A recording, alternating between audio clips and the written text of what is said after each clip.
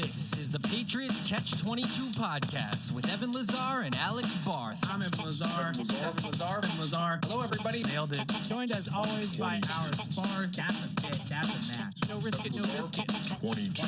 Here is Evan Lazar and Alex Barth. For what, I don't think Romeo Doubs, I don't know that they're, to me right now, it's like they're where they were. I don't think they're worse at wide receiver. I don't think they're better. You hope there's some internal growth from some of those young guys, especially Kyle Williams, and we'll see what happens there. So I think in a lot of ways, too, they just needed to get somebody in here that had term on his contract, that, had some longevity on the contract. So, no, he's good. I like the signing. I think he's a better player than I gave him credit for, and I'm not just saying that because he's a Patriot now.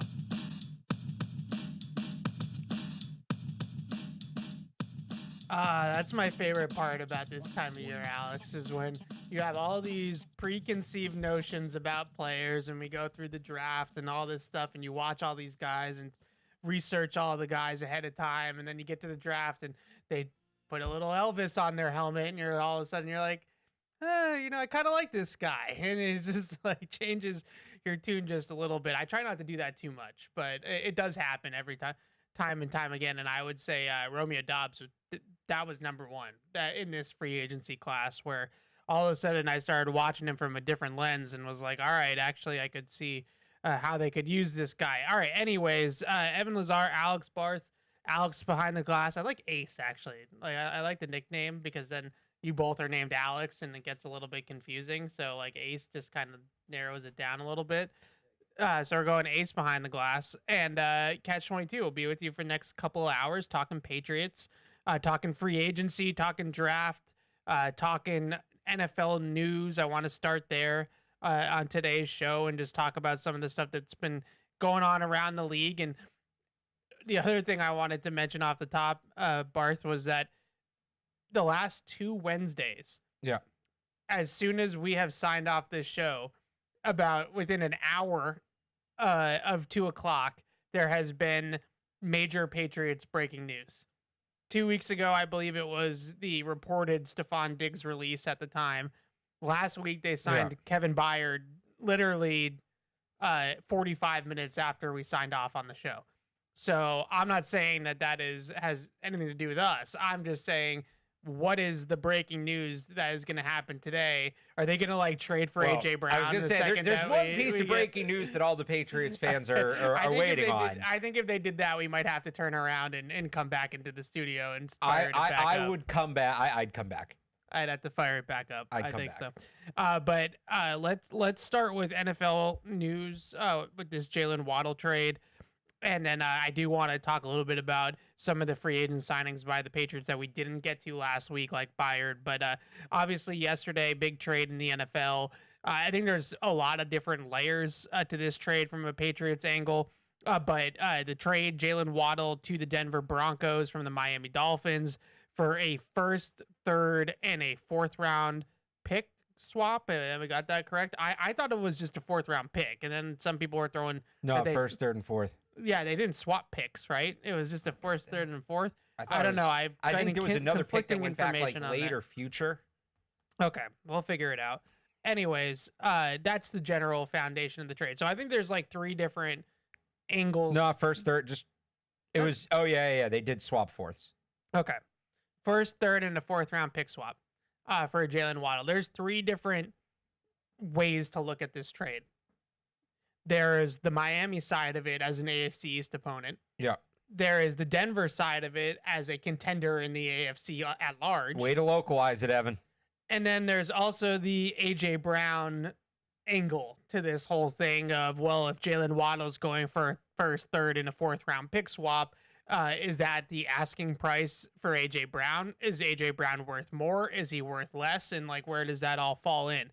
So where do you want to start? What do you think is the most important element of those things? Just in terms, do you think that they would have traded him in the division? No, I don't either. I don't think. And this if is they one, were, I think it would. The Patriots would have been a Godfather offer. So I'm not it doesn't bug me too much that they missed. I wouldn't even qualify it as missing out. This is not a move I would have considered for them. That's just kind of how the NFL offseason works sometimes. So, right.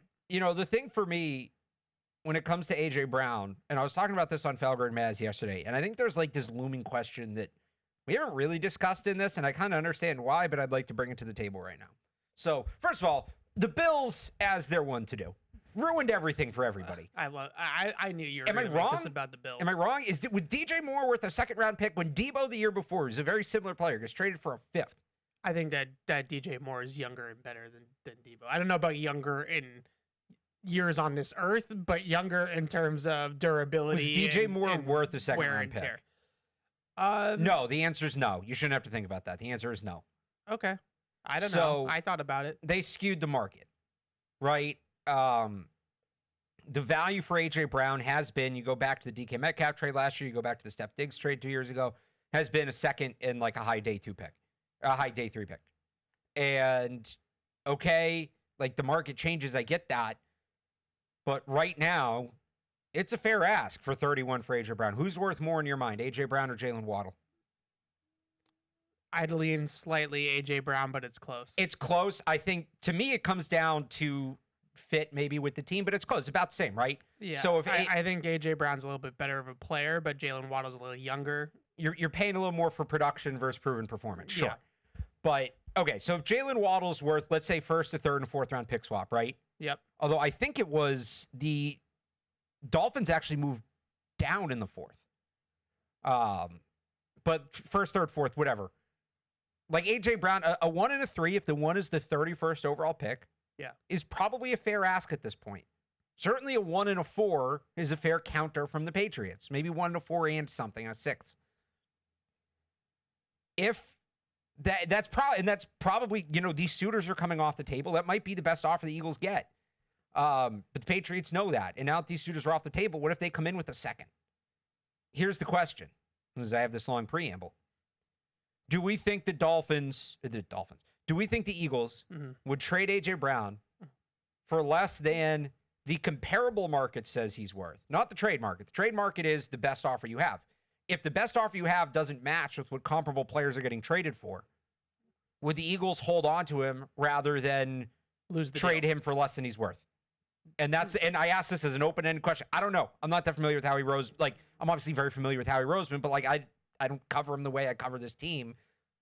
Is there a world where the Eagles say the offer's not out there that we want, we're just going to keep him, and we'll revisit it at the trade deadline or next 100%. offseason or whatever? Howie Roseman's not losing the trade. So I think that is I am more worried about that than somebody coming in and offering more than the Patriots right now. You look at the teams ahead of them in the draft, if it's going to be a first, the only team I look at that might do that is the Chiefs. Because they got that pick after trading Trent McDuffie 29, right? 28, 29. Yeah. And then if it gets beyond the draft and now you're talking about 2027 picks, their value resets and it's a second and a fourth. But that's the big question to me. Is there a chance the Eagles elect to just hold on to him? Okay, so there's a couple of things there. I absolutely think there's a chance that the Eagles would hold on to him at least until the trade deadline. Like he's still under contract. Not to say, okay, if they don't trade him here, he's going to retire an Eagle. But I mean, go through camp in the beginning of the season. Yeah, I don't think that Howie Roseman is in any rush to trade A.J. Brown. It's just a little bit of a tumultuous situation where there's some clashing of personalities and clashing of ego and all that kind of stuff. But I don't think that they're in this like desperate hurry that we have to get this guy off our team. Right. And he's also one of these jams. And yesterday when we were talking about this on PU, I compared him to Sam Presti in the NBA with the Oklahoma City Thunder because he is the Grim Reaper right now. Like he's the guy that nobody wants to trade with. Right. And there are it's like your boy Brad Stevens. Yeah, I mean, I like to think Brad's in a similar category, but I went with Sam Presti instead because not a homer, okay? And the Thunder are the champs. You're not a Celtic. Okay. And he's the GM in the NFL right now. Yeah. That everybody kind of feels like is operating on a higher plane than the rest of the league. Like he is a smarter human being and a better general manager than everybody else. There's Howie Roseman, and then there's 31 other guys. And so when you look at it this way, I have a hard time believing that Howie Roseman, and Fred kind of brought this up a little bit, like whether it's ego driven or it's just being shrewd and being good at his job, find it hard to believe that he is going to make any sort of trade involving AJ Brown that could perceived as him losing the trade. It just doesn't seem like that's the type of guy he is, and he has all the leverage. He has the player under contract, and he has a good team. So there's like no reason for the Eagles to be in a rush to trade AJ Brown anywhere. I think with Jaylen Waddle, it kind of happened in a similar. I don't think the Dolphins went into the offseason thinking they were trading Jaylen Waddle. There's a lot of reporting that they didn't want to. Right. I think that this was a really good offer. Yeah. And given where they are as an organization, they took it. And I think, we can talk about the AJ Brown of it all. I look at AJ Brown as maybe a slightly better player, but an older player that might be a little bit more on the downswing, whereas Jaylen Waddle's probably still at his peak and his prime as of right now. You mentioned the second and the fourth thing. Both these guys, but especially I would say AJ Brown is a better player than DK Metcalf. So like that's that price for DK Metcalf. Well, DK was a second in like a 5-6 swap. Right. Or that price for a 31, 32-year-old Stephon Diggs. I think it's more for AJ Brown. I don't know if that was really the baseline of that trade. You got to remember, Diggs was coming off a great season. He was, but he's over 30. He was over 30. Also, he needed a new contract, right? But he's over 30 at the time. Like AJ Brown's only 28. Like he's entering his age 29 season. It feels like he's older because he's been in the league a little while and he plays such a rugged style. 2 years older. Diggs was 2 years older when they made that trade. That's fair. So it just, regardless of all that, I think it's also really fascinating from a Miami Dolphins AFC East standpoint. Because just looking at one more thing on AJ Brown, real quick. The follow up to my question about would the Eagles hold on to him if the offer's not there? Would he force his way out? And then the Patriots get him for like nothing. So I don't know. I guess the reporting on that is that he would prefer to be traded, but he kind of feels the same way. Like, so that was Schefter, right? Yesterday, Yeah, who basically said he got as close to saying he wants a trade without saying he wants a trade. Yeah, because I think that's how both sides feel. I think both sides would probably prefer to move on, but they also know that it's a pretty good setup for AJ Brown in Philadelphia, and the Eagles get a good player, and AJ Brown has a good situation on a good football team. So I don't think either side is requesting trades or anything like that because it doesn't have to happen. It's just one of those things that, like if we had my druthers, like I'd probably want to play elsewhere at this point, but I don't need to. I'm not in a desperate, I'm not, at the Hertz counter, like trying to get the hell out of Philadelphia. So I think that's where we're at with that. As far as the Dolphins and, just the AFC East, I commend them for understanding where they're at and understanding that they are a couple of off seasons away from being competitive again, especially because they don't have a quarterback. I'm not counting Malik Willis as a quarterback right now unless he plays really well with now an offense that doesn't have a lot around him. So I can't imagine that that's going to be the case. So John Eric Sullivan, their new general manager, Jeff Hafley, their new head coach, like they have some leash. They just got there. So they're not, even if they win 3 games next year, they're not probably going to get fired unless it's an absolute crap show, which I don't think it will be. So they have some leash here. They have some runway. I just look at this Dolphins team and I look at the Jets and I just don't understand what they're doing. The Jets are just going to bottom out. But the Jets are bottoming out for the second year in a row. Yeah, well, there's no quarterback this year. But like if they take Ty Simpson, I'll be very confused. But the Jets, to me, and I said this yesterday, like the Jets, at some point you have to start winning some football games. I think it's when they get the quarterback. Okay, but how long are you realistically, and let's face it, like Aaron Glenn was teetering last year. Like he was right on the line of one and done coach. Right. There was real conversation about that happening. Next year. I think next year. So better quarterback class. The idea is you sink to the bottom. Who knows what the class will end up being, but there's a lot of players people like. It's supposed to be a much better quarterback class. I don't know. That's my guess. I just always feel like that sounds great. That sounds great. And then you get into the season and it's November and December and you're 2-11 for the second year in a row. and the coach isn't really showing many signs of progress. He's not, the team's not showing any signs of progress. Similar issues that you're talking about, first year head coach. I think this is a big reason why the Patriots moved on from Gerard Mayo as quickly as they did. Well, also we're trying to like give the Jets the benefit of the doubt here. Yeah, the Dolphins are more confusing. Why are we giving the Jets any benefit of the doubt? It's the Jets. I'm saying that we're trying to ascribe logic to what they're doing. Oh, okay. The Dolphins make less sense to me because they did have, and maybe they want to reset their roster, right? And they did have some pieces like that weren't bad players. Waddle was certainly one of them.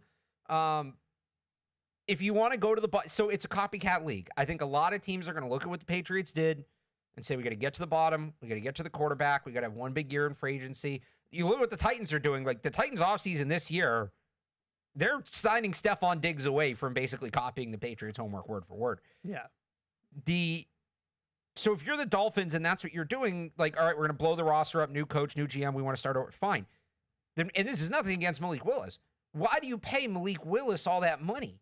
Yeah. And if people, I've heard people say, well, they believe in Malik Willis and they just wanted to get him in the building. Well, then keep Jaylen Waddle and, hit the ground running. You're trying to do both at the same time. And like the Dolphins confuse me a lot more. We can argue whether or not it's the right idea for the Jets to go to the bottom for the second year in a row, but I think that's what they're doing, whether it's right or wrong. Oh, yeah. I mean, right? There's no doubt. What are the Dolphins doing? I just know that, and I guess this is more from a coaching angle than it is, a higher level general manager, team president, owner and the Jets angle. brought their GM back too, right? Same guy?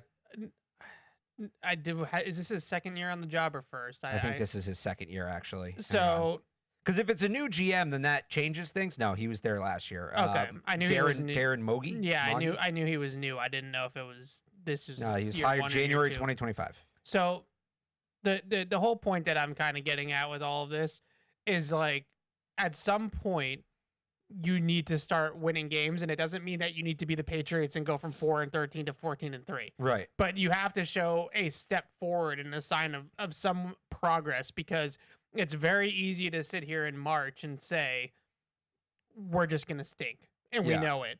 Then once you get into the season and it's December and January and the losing starts to pile up and that starts to seep into your program and your coach is up on the podium 3-4 times a week and getting peppered with questions about, where are you going as an organization and all this different type of stuff. Owners in this league get cold feet. They get impatient. They get worried about the public image of it all. They get worried about the fans are saying and the fans are thinking. There's nobody coming to the games. Like, they get worried about all these things. Right. And then if I'm Aaron Glenn, and less so as Jeff Hafley because he just got there, but at some point, like, you need to start winning football games, because it's not enough to just have like this sort of like we know we're not going to be good. It's fine. Like, just go out there and coach. That sounds great in the off season. Once you get to December, and you see how bad it is, then that's a whole different story. If I'm a Patriots fan, and I'm looking at the Dolphins and the Jets, especially I would say the Miami Dolphins, because I think the Miami Dolphins are purposely trying to lose games at this point. I'm not saying, I know that they had that in their history. I'm just saying, like, their roster to me, like trading Jaylen Waddle and stripping that roster down, like, they seem determined to kind of strip the roster. Like, that seems like the goal here. Tua, Tyreek Hill, Jaylen Waddle, Bradley Chubb, like, that team is going down to the studs. But both those teams, like, those are 4 free wins if I'm a Patriots fan. Like, should be, right? Like, when you get the schedule in May and you're looking at it, you're saying, well, we know that they're starting at the floor of 4-0 because they have 4 wins between the Jets and Dolphins. The other thing, and then we can move on with the Jets. I don't understand the Geno thing just as much as I don't understand the Malik Willis thing. And at least the Malik Willis thing has some upside. Like, at least the Malik Willis thing, there is a chance that Malik Willis is good. We don't know enough, right? And in the little flashes that we saw of him playing in Green Bay, there is at least a sliver of hope that he could actually be a franchise quarterback. We know what Geno Smith is, and it's not good. It hasn't been good for a couple of years. To me, it's like, if I was the Jets, and maybe they just didn't have the interest from the player side, but like Kyler Murray is out there. Heck, even Tua is out there.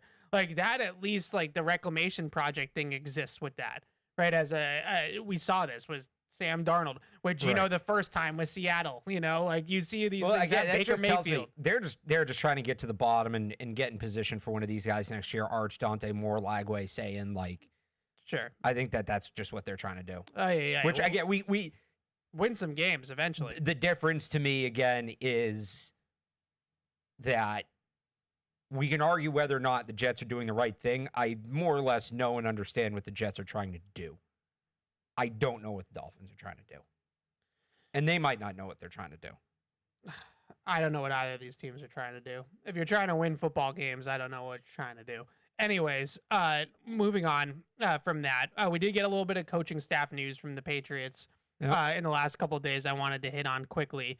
So Terrell Williams, assistant head coach, that is his official title.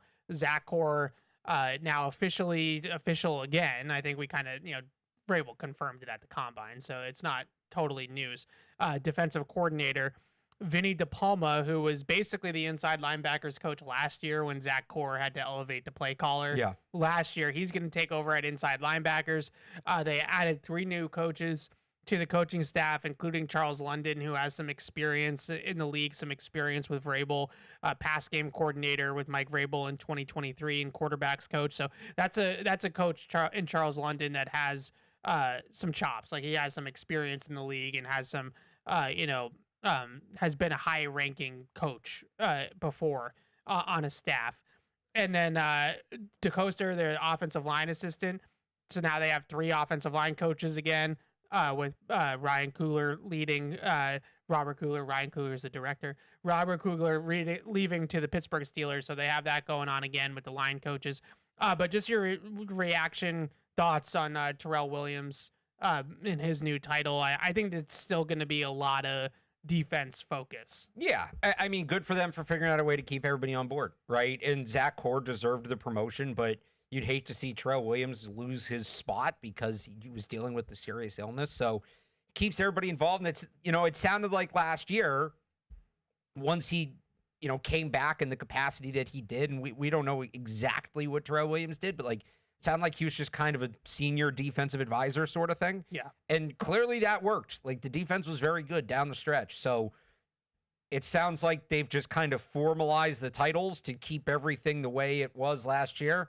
What was it? Don't change up the mac and cheese. I guess we'll leave that in 2025. New team, new saying, but it allows them to kind of function, it sounds like, the same way they functioned for most of last year, which obviously worked. Yeah. So So we talked to Vrabel on Patriots.com at the combine, and I asked him if he could go into more detail about Terrell Williams' exact role in terms of, at the time we didn't know the title, but in what it's going to be. And he said that it's going to be very much still defense heavy, and he's going to be doing a lot of coordinating type of responsibilities, presenting, talking to the players in meetings, a lot of focus obviously on his expertise on the defensive line and developing defensive linemen as well.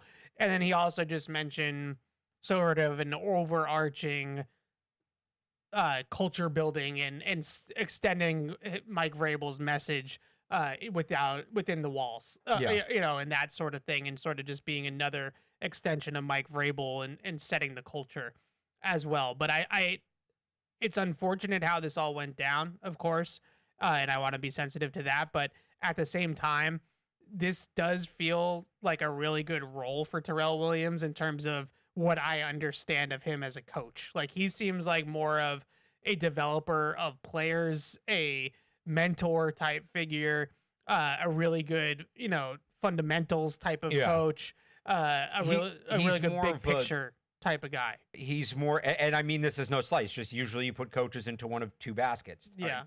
Player development and like schemer. Yeah. So you'd put him more in the player development. Yeah, and Zach Core, I think, has sort of the scheming, play calling sort of gene within him. So to kind of get the combination of those 2 guys, I think is really good. You want a good mix, and it's usually hard to get it from one person. Yeah, it's not exactly the same because of where they are, their titles and things like that. But before it went belly up with the Patriots at the end with Bill Belichick, like Gerard Mayo and Steve Belichick kind of had a good thing going on the defensive side of the ball there for a couple of years before, 21, 22. Like those were good seasons on the defense.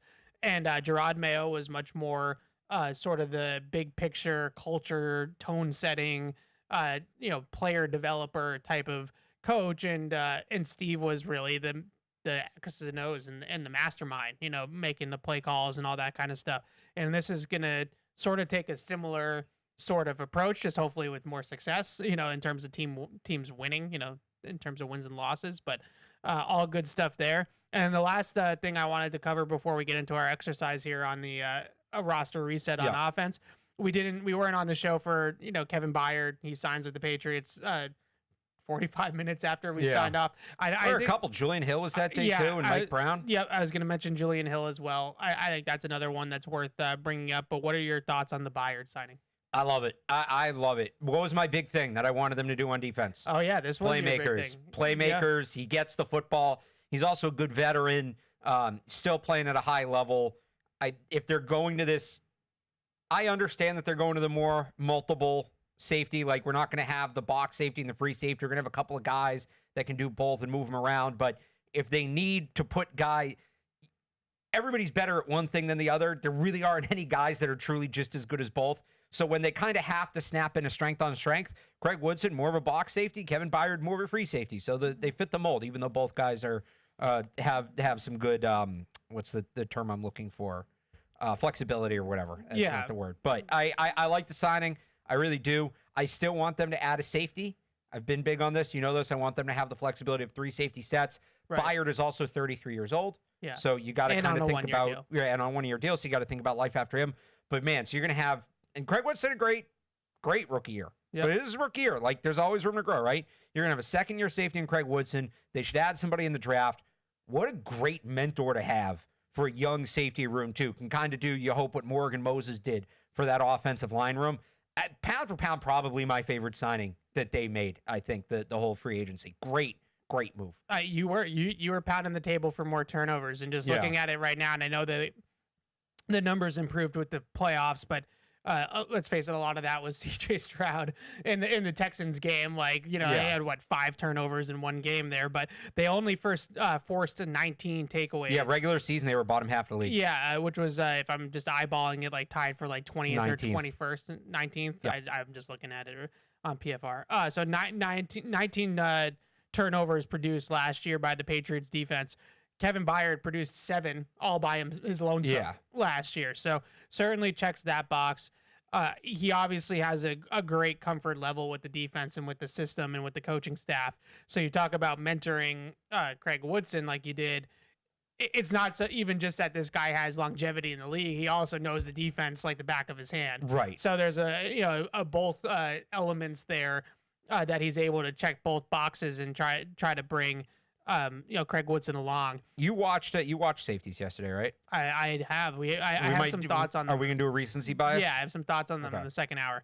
The other thing that I would just mention with the Byard thing, this happens sometimes at safety a lot, like it happens at quarterback, where as the player ages, he might decline in terms of his athleticism a little bit incrementally each season. But what he declines with athletically, he gains in knowledge. Answers to the test, baby. Right. And this guy, when you turn on the tape of Kevin Byard, and granted, some of the interceptions, I was texting you about this after the signing, some of the interceptions weren't against the great quarterback. He did have a couple off J.J. McCarthy. He had at least one off J.J. McCarthy. But you know what you talked about what the Jets and the Dolphins might be bringing to the table this year. Well, Geno's in the division. He picked off Geno twice. Okay, well, when they played the Raiders last year. I meant to say this before about Geno. The one thing you say about Geno Smith, that guy's a menace when it comes to Gillette Stadium. His last 2 games at Gillette Stadium, he tore the Patriots, including this year with the Raiders. Yeah. He tore the Patriots up. He also had one in garbage time against Joe Milton. However, when I watched all of them, I didn't necessarily think that any of them were. There's one against Jared Goff that was on a tip throw. The other 6 were legit picks. Like these were not. Devin McCourty used to have those against Zach Wilson where he would just stand underneath the punt.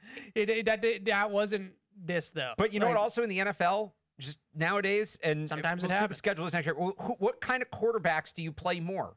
Yeah. Like the Zach Wilson, JJ McCarthy types, or the better ones?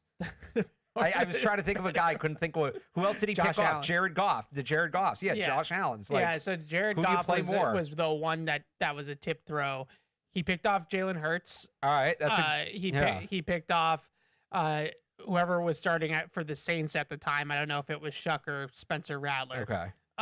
So not exactly like a world beater. But again, there's more of those quarterbacks in the league than the Josh Allens and even like the Jalen Hurtses. So he did a lot of back to the good parts of it though.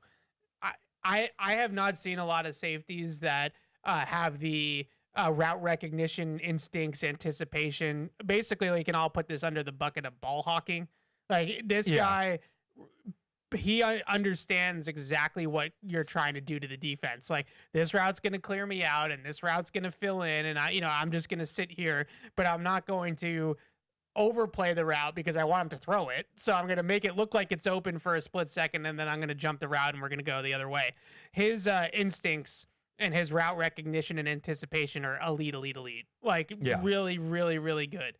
Some of the best that I've probably seen during like this era. Like obviously you go back to like the Ed Reeds and stuff like that, but Byard is just looking at the production too. Like he's one of the best ball hawks of his era. I don't think that's hyperbole to say that. He's been an interception machine throughout his entire career. So that's exciting because I do think that they needed to turn the defense, the offense over more.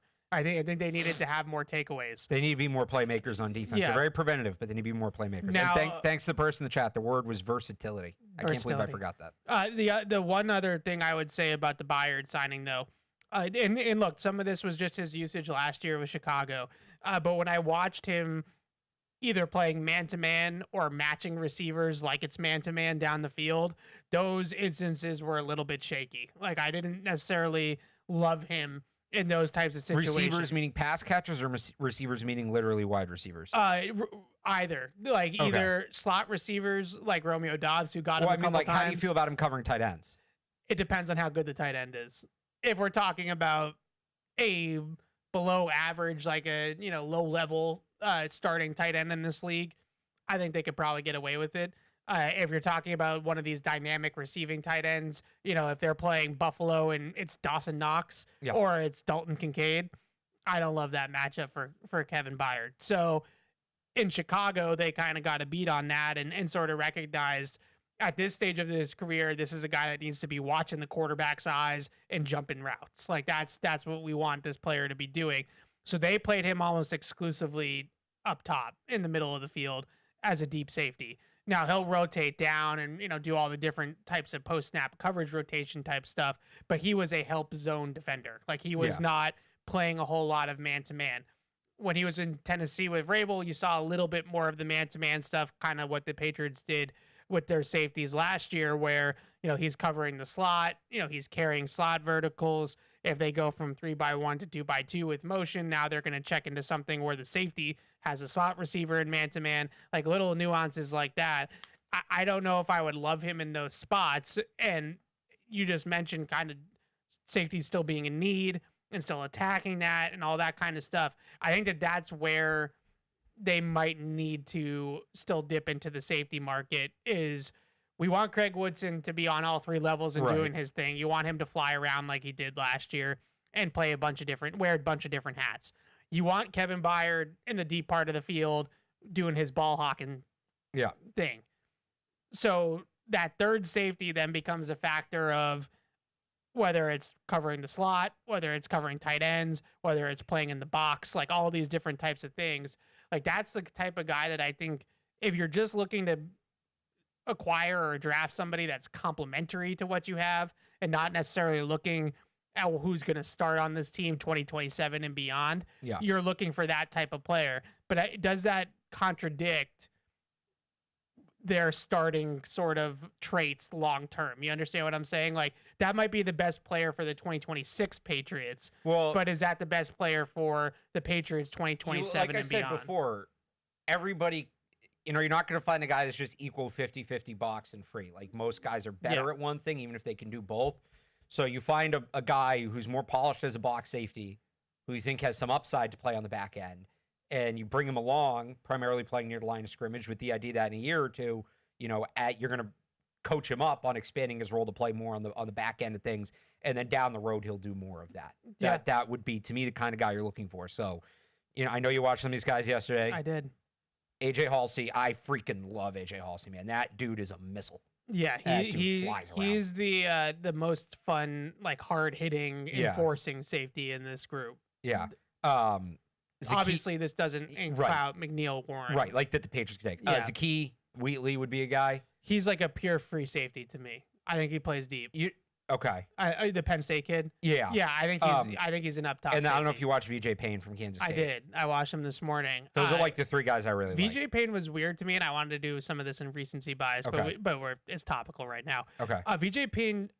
And then I want to give you one more thing after this, but continue. He ran a 4.4, but he doesn't play like he ran a 4.4. And I don't know if that is mental. I don't know if that was my thing. Like, he popped at the combine, and I was like, who the heck is this guy? Yeah. And then when you turn on the tape, he doesn't look like a dude that runs a 4.4. So whether, again, that's a mental hurdle, like instincts, I thought the play movement skills recognition. too at the combine. Like, he just moved really naturally at the combine. Yeah, I don't know. He doesn't like show that kind of speed on tape. Okay. And so that was my one hesitation with him, but I think he can do a lot of the different things that they expect their safeties to do. I really like Bud Clark from TCU. I think that if you're looking for a Craig Woodson type safety, if you just want to have that Craig Woodson, Jalen Hawkins interchangeable safety type of thing going on, Bud Clark does all the different things that they want him to do. He can match in quarters. He can play some man-to-man. He can play over the top. He can come downhill and fill the run. Like, there are all those different elements that they ask their safeties to do. Those are like the 3 or 4 main boxes, I would say. You need to be able to cover from depth, because when you play quarters, they're going to get matched up on the slot occasionally, whether it's quarters or it's bunch, formation rules and stuff like that. There are times where the Patriots safeties get matched up on slot receivers. So you have to be able to cover like that. You have to be able to cover out of quarters too and catch guys from down the field. You're playing at like 9, 10, 11 yards off the ball, and you have to be able to catch those guys down the field. You have to be able to play split or post over the top, have range from sideline to sideline.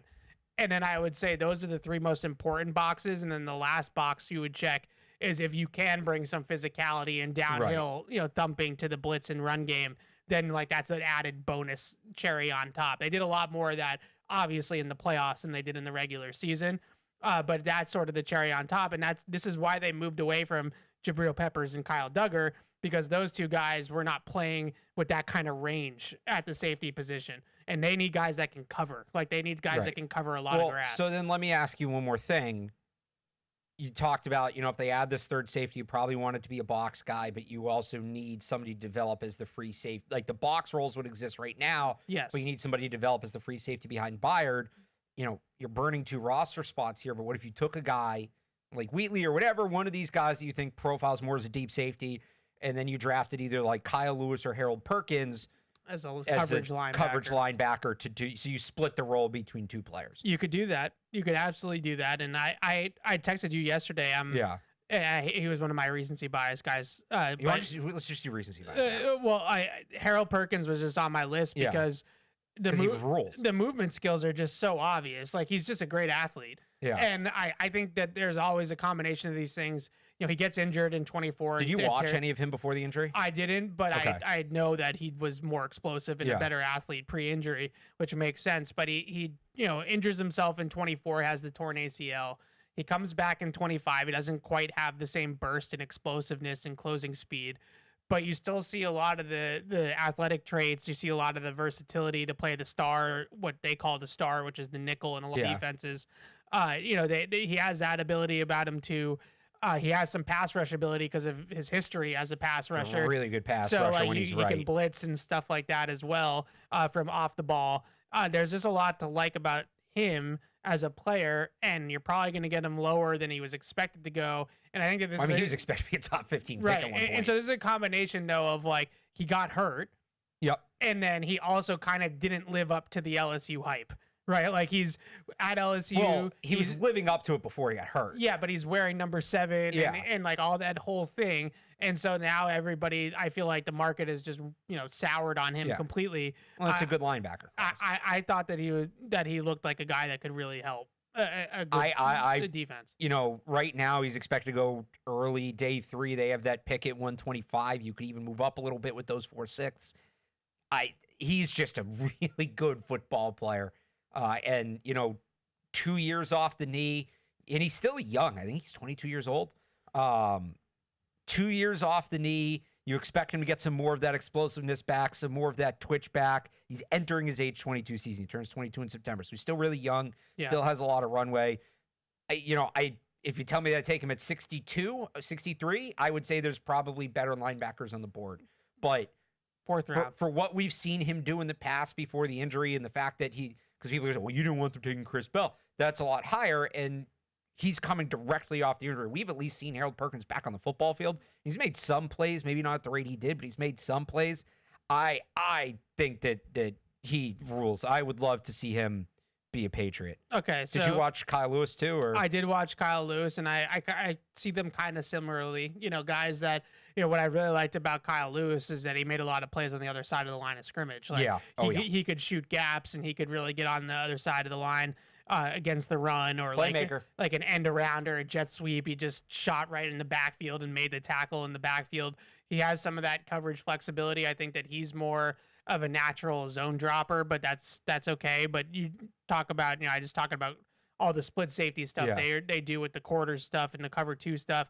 You can put him as the pole runner in the middle of cover 2. You can put him as a hook defender in quarters, which are not easy assignments for most linebackers. Like when you ask guys like that to either have eyes to the front side of the formation and carry verticals from the other side, or run right up the chute of the middle of the field at linebacker size. Like those are not easy things to do.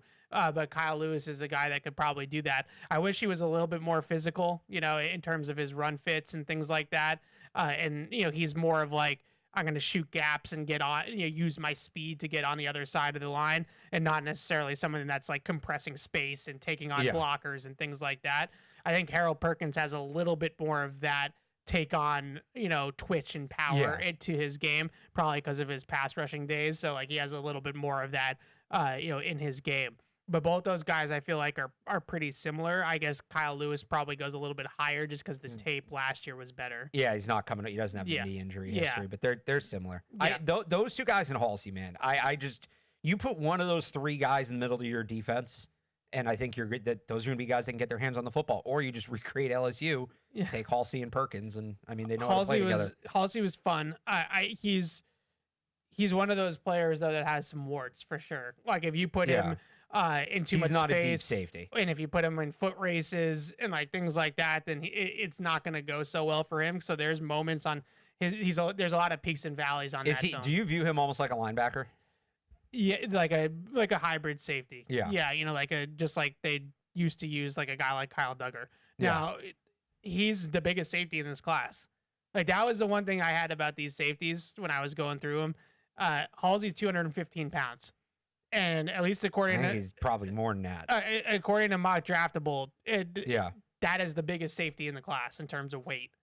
It's even bigger than McNeil Warren because McNeil Warren is a little bit leaner. Like he's like 6'3", 210. So this is not a big safety class. Now, is that because a lot of those guys that were 220 plus are technically linebackers? Like we just mentioned, Kyle Lewis. I think in a past life, Kyle Lewis 20 years ago might have been considered to a lot of people to be a safety, but now in today's day and age, he's a linebacker. And as I was going through the linebackers, I'm writing down 220, 225 a lot. And I'm like, okay, well, these guys are just modern linebackers. These guys used to be strong safeties. Right. So the safeties in this group, to me, if there's one, I don't even know if it's a knock, but there weren't a whole lot of guys that were A, big, and B, were like real true tone setters, like enforcing type of safeties. There are a lot of guys that can cover though. You know, we mentioned a couple of them.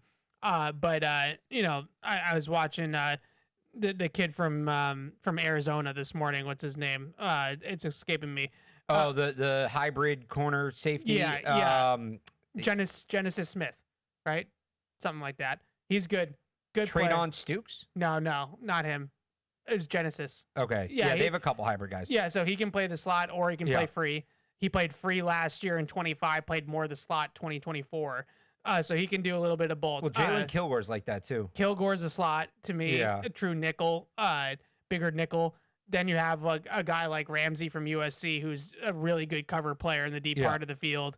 There's a lot of guys like that in this class that are really, really good in coverage. I just was wanting more in terms of physicality and what they brought in the run game. But if you had physicality and were really good in coverage, then you're Dylan Theineman. And then you're, you're going in the first round. But that was just my thoughts on the safety class. Let's get into the other exercise that we wanted to do. I know we can talk more about draft prospects throughout this entire thing. So plenty more to do on the draft there. But as I normally do, we wanted to reset the roster here post free agency.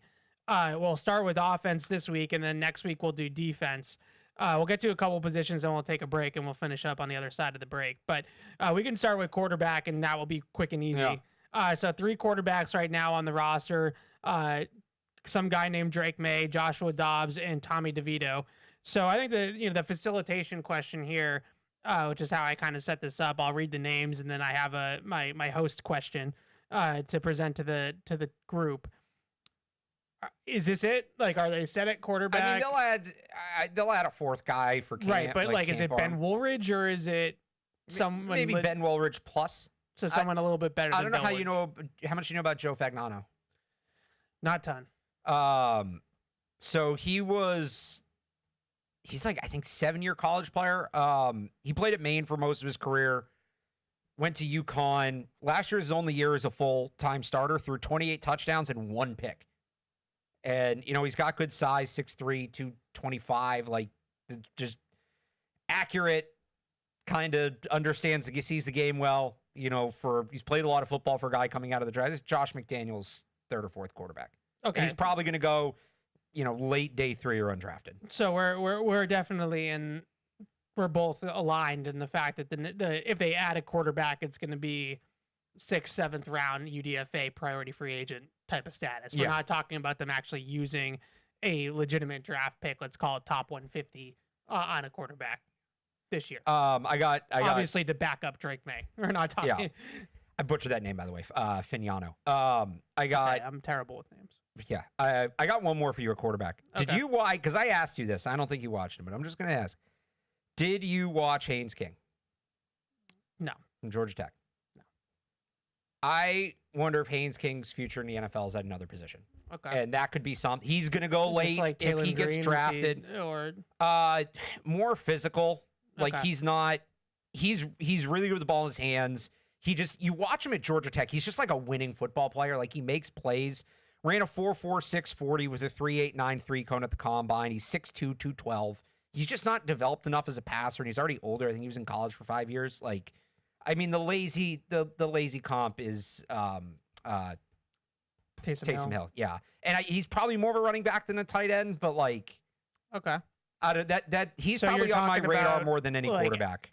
Adding an athlete back there that maybe is in the quarterback room. Just do some fun stuff with, yeah. Okay. I guess I could feel that. I don't think that when the Tommy DeVito contract numbers came out, there was a lot of that's a lot of that's a backup quarterback contract. I think it could be. I don't see them moving on from Joshua Dobbs. Maybe they do that after this season. I think Dobbs is only on a 2-year contract. Expiring contract. Yeah, but I think this is pretty much it. Just do me a favor. At some point, watch Haynes King. Okay, I'll try. Okay. Let's move on to the running backs. Yeah. I got 5 running backs on the roster currently. Ramondre Stevenson, Travion Henderson, Terrell Jennings, Land Larison, and Elijah Mitchell signed a futures deal, so he's still here as well. My question to you is this, because my disdain for drafting running backs. They should. Here's my question, though. Just allow me to facilitate. Are we ruling out Land Larison or Terrell Jennings as a 3rd running back? I more specifically want to talk about Land Larison. Yeah. Because he's sort of the forgotten one because of the injury in this group. Or do they need to look to the draft? Not ruling him out, but I would like to have more competition for that spot than Larison and Jennings. Realistic, like, it's way too early to do this. Do we think they can get Land Larison to the practice squad? Do we think they can get Terrell Jennings to the practice who squad? the heck knows what happens in camp? Like, if he has a great and then he wins the job. But like we saw how fast that depth evaporates. You want 4 guys in the building. Now you only need 3 on the roster, but you want 4 in the building. Or maybe you draft some guy late and he's the one you get on the practice squad. I want to see Matt a running back. I don't think they need to do it in the top 150. But even with that 171 pick, I think is their 5th round pick. Like, yeah, I do think they should add a running back. I want more competition in that room. Damon Claiborne, somebody I look at from Wake Forest. There are some guys later that might go undrafted. I'm guessing you haven't watched Jay Knott. No. So Jay Knott's interesting because he was like the man at Cal as a sophomore. Then he got hurt. Then he transferred to Oklahoma, and he just kind of never played. So there's one unbelievable, and he looks like a Josh McDaniels running back. I mean, you watch him at Cal, and he's such a fit for the Patriots, but he hasn't done anything in like 3 years. So is that a guy you take a flyer on late, or is he UDFA? Kind of similar, more of a power back. CJ Donaldson he's a converted tight end. His makeup's super interesting. Was at West Virginia, was really good, transferred to Ohio State, got buried on the depth chart behind a guy. How about this? He goes by Bo Jackson because he doesn't want to go, he doesn't want to get confused by the guy who's really, or I don't know that's why, but like his nickname is Bo Jackson. Okay. His real name is Lamar Jackson. So he doesn't want to go by Lamar, so he goes by Bo. The generational gap I don't know that's for sure why, but I find that amusing. But anyway, there's a bunch of running backs you can get. Like, it's not a good running back class, but there's some guys like his UDFAs. And Adam Randall. Yeah. Adam Randall might go too high. Yeah. His stock is shooting way up. And I know he was here yesterday. Did you watch him? I've seen a couple highlights of him. I haven't really watched. You got to watch him. The highlights I saw, a lot of them were him playing receiver. Yeah, because he hasn't played running back that long. Yeah. So, I mean, which is fine. Like, but, you gotta watch it. He took a 30 visit. I know you don't like watching the day 3 running backs. You gotta watch him. I know. I'm not ruling out Larison. I'm not ruling him out. I just want more competition. Sure. I think the question with Larison is just, I look at Larison as a pass game player. I think that's how he's going to succeed in the NFL. Now, is there a little bit of, some versatility to run the ball in sub package and catch passes, kind of like James White's role, where like James White still ran the ball a little bit when they spread it out, but it wasn't like early down, bell cow type of running. Maybe that's the case. I think you're underrating him as a runner a little bit. He just looked so good in the spring last year as a receiver. My comp for him remains Brandon Bolden. He's not as big as Brandon Bolden. He's not as big as Brandon Bolden, but mainly a special teams guy, but you keep him as your last running back. He can catch the ball. There's a very lazy comp for the guy you're describing. Well, no, Rex Burkhead had a bigger offensive role. So you don't think that Land Larison's going to play as much on offense as Burkhead? Not immediately, maybe in a couple years. But you don't think do you think he has the potential? Because Brandon Bolden is I'm talking 2026. Brandon Bolden's in break glass in case of emergency running back for the Patriots. Maybe a little more than that. Right. Rex Burkhead played like a feature. He played a feature role sometimes. Factor. He was a factor back. For sure. It's whatever's in between that. But in 2026, closer to Bolden. I'm not giving up my Land Larison stock. I'm not either. I'm not. I liked what I saw last spring. The injury was obviously unfortunate, but if you look at what he did last spring and then before he got hurt in training camp, I think there's a little bit of something there. I do. So I would hold out hope there. They want to throw a 6th round pick. They have 4 6th round picks. So if they want to use one of those picks on a running back, I'm not no one's going to lose any sleep over that. I'm not going to, be mad at them for it or anything like that. But you're invested in Ramondre Stevenson. Yeah. You're invested heavily in Travion Henderson as a top 2nd round pick. But part of investing in those guys is making sure you're not running them into the ground. Sure. So a third guy that can take on a little bit of the third guy. workload. They don't need to spend anything significant. I'm telling 171 if they want to trade up a little bit. 5th round to me is the ceiling for taking a running back, but they should take one or get one of those UDFAs that I like. Potentially, I would say kick return too. A lot of those guys I just named are like kick Larison returners. Potentially on a kick returner, right? As well. So interesting group there with the running backs. Let's do the tight ends and then we'll take a break.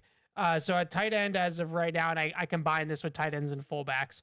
We have Hunter Henry, Julian Hill, CJ Dupree, Reggie Gilliam, Brock Lampy, technically Jack Westover as of right now on the exclusive rights free agent tender, and Marshall Lang, tight end that is kicking around on a futures contract as well. So we know Henry, Hill, Gilliam are all going to be here. I don't know what they do in terms of their depth at fullback. It just maybe one of those guys sticks around on the practice squad just in case Gilliam gets hurt, right? And they have a backup fullback. I think the biggest question that I have going in, and we didn't talk enough about Julian Hill because we got kind of sidetracked, so we can do that here a little bit. Does adding a pure blocking tight end like Julian Hill change the draft outlook in terms of the type of tight end that you're looking for them to add? Like now, would you feel more comfortable, because I'm usually anti this, but would you feel more comfortable with a true move with the slot receiver tight end like an Eli Stowers or a Michael Trigg or somebody like that? I do like Michael Trigg. I also like Daquan Wright, by the way. That's the day 3 version of he's the day 3 version of Michael Trigg. I think it opens the door more for it in the immediate, but part of the drafting a tight end take to me this year, especially if you're going to take a guy on the higher end, and Sam Roush has moved right up to the edge of the top 100 on the consensus board. Oscar Delp ran a 4.48 today. He might be a top 100 pick. Yeah. Part of the draw there, if you're taking a guy high, is this isn't your tight end 2 long term. Right. This is the guy that's eventually going to step in for Hunter Henry, and I want that tight end that's going to be on the field most of the time to be able to do everything. If you draft Michael Trigg, or you draft Justin Jolie, or you draft Tanner Koziel, right? Yeah. That's your that's a long-term tight end too. I still would want them to come back next year. Okay, who are you drafting to be the well-rounded tight end to play next to that guy? Whereas if you draft, again, Delp or Claire or Roush, like that guy's eventually stepping in for Hunter Henry, and then maybe next year you go find the pure receiver tight end too. You go find your Mike Gesicki or whoever. So, they're better suited for it this year. Sure. It makes it a little easier to handle one of those picks, I think. But I still want them to take a more long-term approach at this position, and to me, that includes a blocking element. Okay, so I've watched a handful of these guys. So you have, Stowers, right? Yeah. Trigg, Eli Raritan. I'd probably throw in this receiving tight end. He's bigger. Really? I think he can block a little bit. No. He's too tall. Jack injuries from Texas. Yeah. I think. Did you watch Kozu? A lot of people like him. I wasn't as high on him as some others. But Raritan and Endries are 2 guys I think that have like maybe frames that they could fill out. Yeah. Like they're not Stowers and Trigg. Stowers and Trigg are pure slot receivers. Did you watch one more for? Did you watch Wright? No, not yet. But the one guy that I would say stood out to me out of this group, and I know we're both Sam Roush people. Dalen Bentley from Utah, I think is another guy that has that more well-rounded thing going on. He's 250 plus, but he can move. He's athletic, catch the ball well. I really liked what I saw out of him. I thought that was good, perfect blend of like sort of size, 6'4", 250, good athlete, gets up the field well, can track the ball over his shoulder, up the seam. I really liked what I saw out of him. Maybe someone like him or Roush. I think they're both kind of similar type of players. Roush is a little bit bigger. But both those types of guys, to me, are a little bit more of the well-rounded type. But I am cautiously coming around to maybe getting a little bit more pure receiving upside out of the pick. I think it helps you in 26. Yeah. It definitely helps you more in 26 now than it would have before. It's just maybe not. Again, we're still going to come back next year saying they need to find their like number 1 tight end. Yeah. Where are you with Max Clare? Because I feel like I see people that are super high on Max Clare out of Ohio State, like surefire 2nd round pick type, player. And then I think that there's some people that are on a little bit lower on him. Yeah. I'm probably not as high as most people. I think he's projected to be like a late 2nd, early 3rd round pick. That's probably about right. I don't see, and the board's changing post combine. I didn't see the gap so wide between him and like Roush and Delp that I was like, well, if I can get him at 63, because you have to take him at 63, right? Or Roush at 90, or Delp at 96, or Roush at 125. Like, I don't think the gap's that big. Now that those guys are shooting up, shooting up the board, maybe becomes more of a conversation. But I still would rather. I think he's a good player. I don't know. I'd still rather take Roush or Delp a little bit later. I think you're going to end up in about the same place. I think that's the thing with this tight end class. That's it's been there's tough so for much me. depth. I really don't need. You don't need a rush to take a tight end. Right, and then there's certain guys that you're going to have to take at 63. I don't even know if Stowers is going to make it to 63, but let's just say he does. He's there at 63. Max Clare, I think you would have to take it 63. Trig and Jolly, maybe you could get it at the end of the third round. Maybe Trig is really limited in terms of his size. The cool thing with Trig is just like he's got that catch radius. Yeah. So that he's a great athlete. With great Drake receiver. May, he makes a lot of sense specifically. I wasn't a huge fan of Jolly. I'm not gonna lie. I thought he was stiff. He's a lower center of gravity guy. I think he's only like 6'2". He's a little bit stiff in his movements. Like a good linear athlete. Like I think he can run seams and things like that. But I didn't really see a whole lot of change of direction with him as a player. So then you get kind of into the Delps and the Endrys and the Raridans and the Roushes, that sort of tier. I think the tight end sweet spot for them is the 4th round. I really do. I think their first 4th round pick, one of these guys that we're talking about right now is still going to be there, and maybe even 2 of them in the 4th round. It just feels like, like you said, the guys in the top 100 versus the guys that are going to go there. I just don't think there's a huge Even if they gap. start flying off the board, like at 96, I could be sold on the right guy. Yeah, so sure. Jolie to me is interesting. You said that, like little Jonnu Smithish. Yeah, I could see that. Yeah. Yeah, I just, I don't really, I get concerned about guys that are stiff that at pretty much every position. Like I maybe it's like Jonnu, N'Keal Harry, PTSD, where it's just like these guys that are kind of more clunky, rigid type of movers. Like Jolie, I think can run the seam and get up to a good speed doing that. But if you ask him to actually make a cut, those guys in route, this offense, it's not a great history. It's a fair concern. Yeah. All right. Let's take a quick break, and when we come back, we'll finish this up. Whether you're in the game or betting on the game, you'll need a game plan. DraftKings Sportsbook, the official sports betting partner of the New England Patriots, provides you with everything you need to build your personal betting game plan so you can get in on all the action while practicing safe bets. Visit DraftKings.com/responsible-gaming to learn more about all the safe betting tools DraftKings has to offer. Hope is here, 800-327-5050 or gamblinghelplinema.org. Must be 21 plus. Play it smart from the start. GameSenseMA.com. Physically present in Massachusetts. See DraftKings.com/responsible-gaming for details and state-specific responsible gambling resources. Isn't it time to get exactly what you want? Welcome to Red Hot Deal Days from Verizon, where you get your pick of our best deals. Like My Plan, where you can pick the perks you want and save on every one. For limited time, bring your own phones to a Verizon store and you can get My Plan for our best price ever.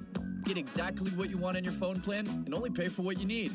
Bring your phones to your Verizon store today and get My Plan. These deals won't last. It's your Verizon. The heaviest metal credit card of all time. Wielded at business dinners like a samurai sword. It's a classic corporate power move. But the real power move? Having end-to-end visibility on your most critical shipments. FedEx, the new power move. If you're gonna play the game, boy, you gotta learn to play it right. DraftKings is all about responsible gaming. It's more fun when it's for fun. So play responsibly. DraftKings, the crown is yours. Gambling problem? Call 1-800-GAMBLER. 21 plus. Age and eligibility varies by jurisdiction.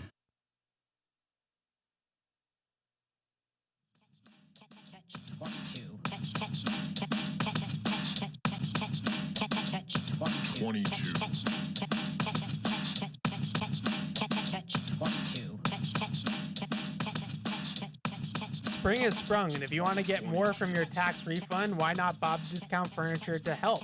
Shop Bob's latest spring dining styles like the top-rated Elm, featuring a real marble table perfect for hosting big brunches and game day parties, or the versatile Betty collection, which comes in multiple winning colors and heights. So stop in or shop online and get more for less with Bob's Discount Furniture, the official furniture store of the New England Patriots. All right, let's get into the last couple of positions here, and then we'll take your calls and emails. Real quick, for the rest little of the show. bit of Patriots breaking news. Okay. I said this to you during the break. According to Ryan Fowler, I'm just bringing it up because we just talked about him. Zakee Wheatley, top 30 visit. I like it. So there's safety for you. So we just talked about him a little bit. I think that he's a pure coverage player. Like he's definitely good athlete, fluid, can play a sideline to sideline, good range over the top of the defense. I wouldn't necessarily say that he's a big time, box player, not a big time physical guy, but I think what we saw last year, Alex, with the way that they are moving at safety, we mentioned, Peppers and Duggar again.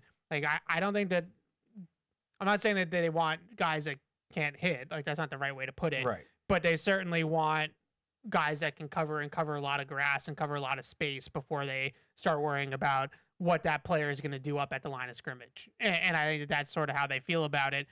And I mentioned to you just now off the air, I wonder if some of that's a little bit just like Mike Vrabel as a outside linebacker in his career being like, let's let the 250+ pound guys worry about stopping the run, Right. and let's have the safeties, protect against the pass. So they want their safeties to be pass game players. Like, they want their safeties to be cover guys first.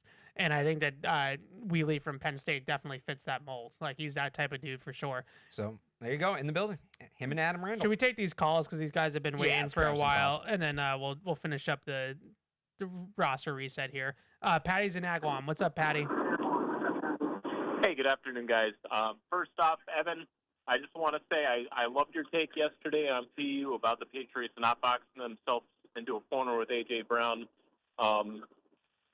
Because they have to. It would just make sense for them to take a receiver in the draft. That way they don't lose a little bit of leverage.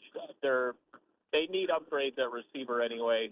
And I did want to talk about two receivers. One of them is Antonio Brown. And Alex, damn it, you kind of stole my take. I got a feeling, and I had this feeling for the last couple of weeks. I haven't really called or talked about it because I think there's been a lot of fatigue regarding the player. But I think if we get into the first week of June and there's no deal in place, I could see this thing getting really ugly. And I could see I could see Vrabel not wanting to move off of his spot of giving up a first-round pick and him and Howie Roseman getting into a big pissing contest, and eventually A.J. Brown's just going to shoot his way out of town. That's the opinion I have. I could just see it getting to that point. The next wide receiver I want to bring up is Pop Douglas. Now, let's rewind to last summer. I went to two practices, the first Saturday practice and the joint practice with the Washington Commanders. I had the pleasure of meeting both of you, respectively, on each one of those practices. But I'll say, and I think coming out of just the training camp practices in general, Romeo Doubs was the best player on the field on those two practices that I witnessed. I didn't get a chance to really watch the defense on the joint practice, but he was the best player. And it just hasn't translated into production on the field. And we're going into, year 4 with him? I think it's time that we make an upgrade. And I hate to say that because I do like the player. I like the skill set, but and I don't think it has I don't think it has anything to do with his height, because May's favorite receiver at North Carolina was Josh Downs. And I'm going to keep pounding the table for this guy, but if we're going to get just a completely slot-centric receiver, I love Skylar Bell in that position. He does have position versatility, but he's great at all three levels, too. Just wanted to get your guys' take on that, and I'll take it off there. Thanks. Thanks for the call, Patty. Yeah, I think the biggest thing with Pop to me is between the ears. It's route running, it's feel for zone, it's knowing where the leverage read is, and understanding all the options that are involved in playing the slot role in this offense. I don't think that Pop Douglas's problem is physical by any means, whether it's height or it's separation ability. In fact, he's probably the best pure separator they have on the team, just in terms of the metrics and all that kind of stuff. But the problem with him is when to sit in the zone, where to sit in the zone, when to break in, when to break out, reacting quickly to those types of things too, and not, having the luxury of time in a league like the NFL where things happen so quickly. If he can develop in that area of his game, and I think he made some strides in that area last year, just not enough. That role in a Josh McDaniels offense is a thinking man's role. Yeah. I would bet on him growing rather than rushing to replace him. Like Patty brings up Skylar Bell, right? That's top 100 pick. Right. Pop Douglas played 26% of the snaps last year. Yeah. So you're talking about maybe not getting one of those tight ends we were talking about, not getting one of those safeties. I would say in theory tackle. I don't know what tackle you're taking there, but right. Do you really want to use a top 100 pick to move off a guy to replace a guy who played 26% of the snaps last year? And I'd rather count on just internal growth from Pop Douglas. And then next year, he's pending for agent. That's a little different. And then on top of that, if you're adding A.J. Brown to this mix, how much does that role decrease on top of that? So if you want to draft not gadget guy, but like if you want to draft somebody who's He's a gadget slot. right. Yeah. If you want to draft one of those guys later in the draft, by all means. Yeah. I don't think, you're creating a hole that you're planning on filling with the top 100 pick. Just keep the player. So I think the thing with Pop too is, and then we can move on. But when last year, Well, this is when what he, we were going to do with when he started to kind of emerge a little bit, Yeah. it was down the field. yeah, which is Remember? what I've been saying for years. It Run was- him down the field. It was vertical routes Right. down the field. I remember I wrote something about him midway through the season last year when he like right after the Saints game, maybe when he had the big touchdown in New Orleans, of like his ADOT and his average target depth just skyrocketing, and now all of a sudden the production is coming with it because they're targeting him deeper down the field. When you try to turn him into, the Wes Welker, Julian Edelman chain moving slot, it hasn't gone as well. Now he caught the slant against Houston in the playoff game, and that was probably the brief moment of that sort of flashing a little bit. But the first level production has not been there when he has been a vertical slot and they have targeted him further down the field. That's what he was doing at Liberty in college. That might just be what he's more comfortable Run him doing. down the field. That's what I've been saying. Yeah. Zach is in New Hampshire. What's up, Zach? Hey guys, thanks for taking my call. No problem. Just wanted to say, really glad you talked about Harold Perkins. I called into Unfiltered a couple weeks ago and asked about him. He's one of my favorite potential players for the Patriots. And then my question is, who are some players in this draft that you guys would be willing to trade up from 31 for? Like, how far would you be willing to trade up, and what do you think it would cost? Thanks, guys. No problem. Thanks for the call, Zach. Good question. I just wrote something about this today. So the couple names that come to mind in terms of trading up. I was reading Daniel Jeremiah's mock draft yesterday, and I know everybody's upset that he took a nose tackle for the Patriots at 31. Do you see where he had Sadiq going? No. He had him going 27 to the San Francisco 49ers. Yeah, I don't know about that. So he had him sliding a little bit. The other name, and we got an email from this, I think it was from Barton Poland. Yeah. That I've been seeing a little bit of traction. I think we touched on this a little bit last week, was Jordan Tyson. And Bart said that maybe there was some concerns about medicals. I hadn't heard that. Maybe Dame Brugler. I don't know if it's like a current medical issue, but he's had a history. I mean, all three of his seasons have ended early because of injury. So Dame Brugler had him going 24 in his mock. Nate Tice had him going 29. So to me, that's where we're at, right? Which is what, if you can get like that big time playmaker on offense to fall a little bit, and let's say it's Sadiq or it's Jordan Tyson, whoever is there at starting at 20, 21, 22. Yeah. Like now I'm starting to think like this guy, you could make an immediate impact by drafting one of those players. Real quick, Jordan Tyson, as a freshman, season ended, he tore his ACL, MCL, and PCL. Yeah. That then Jordan Tyson did this? Yeah, that's who we were talking about, right? Yeah. I didn't know that. I'm As not a saying freshman. I'm not saying you're wrong. This was in 2022. I'm reading from Lance Jeez Zierlein. Louise. That obviously limited him in 2023. Yeah. 24, I think he played the whole regular season. He either broke his collarbone in the playoff game or broke it and couldn't play in the playoff game, but that season ended with a broken collarbone. And then he had some like nagging hamstring issues last year that he missed time on and off. So Sheesh. he has an injury history. Okay. Now so he's played through a maybe lot. more possible than I think he played through some of that hamstring stuff when he wasn't expected to. But maybe more possible than I thought because of that. Like talent wise. But does that change it's impossible. your opinion of taking him? No, not if I'm the Patriots, because I think with the Patriots, they need to kind of go for ceiling, and they need to they need to take a home run swing. So if you're getting a player of Jordan Tyson's caliber, just talent on the field, like this is the type of guy I've watched probably 15. I love Jordan Tyson. You don't have to sell me on Jordan Tyson. 15 to 20 receivers at this point in this draft. Mekhi Lemon and Carnell Tate, I didn't watch because I didn't think that there was any chance that the Patriots are going to be able to draft him. So if you're telling me that they're going to get one of those guys that I shaved off the top because I didn't think that it was worth the time. Watch him, but I don't know. I mean, I've watched enough of him to know that he's a stud. The one other name I've kind of seen falling, and this is another guy that I really didn't. This is kind of on my to-do list this week. Yeah. I didn't do a ton of work on just because I thought he was going to go too high, but now he's falling. Is Caden Proctor? Yeah. Projects as a right tackle. Some people have him moving inside a guard. I think he should be able to play tackle. If he falls, do you draft him to kind of be the Morgan Moses replacement? Would you trade up? And I don't think he's fallen to 31, but You know how I feel about this. I want their draft pick to play right away. All right. And I feel that way about Blake Miller. I feel that way about Caden Proctor.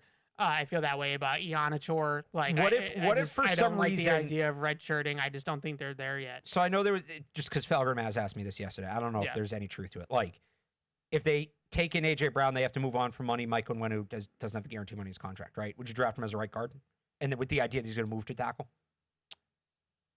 Maybe. I don't see him as a guard, though. I don't either. He's too big. Yeah. I think he's literally too tall, too big. Yeah. Plays too high to play guard. So on the topic of trades, though. Yes. So I wrote this yesterday. Some guy called in. I'm just going to throw this out. Some guy called in to Sports Up Sunday Kickoff and said, I don't understand the value of draft picks, and I don't know the history of draft picks being traded. I do this every year in my notes. Some years I publish it. Some years I don't. I did it this year. Here's the history, the last 6 years of trading the 31st pick up and down. So you tell me if you would make these trades. The one last year, 31 down to 32, and they added 164.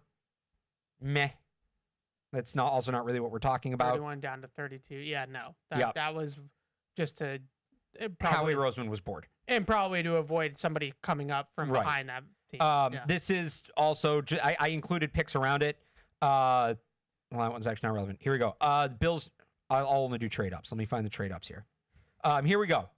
2022. Yes. The Chiefs traded 29. So you're going to have to give up a little more than this because it's 29, not 31. Okay. 29, 94, and 121 to the Patriots for 21. That's the Cole Strange trade. That's the Cole Strange trade. Would you want the Patriots to make a comparable move? 29, 94, and 121. So the Patriots have 31, 96, and 125. So you're probably going to have to throw something else in there. I would probably entertain that. Or trade. maybe that was for 21. Maybe you move up to 23 or 24 instead of 21.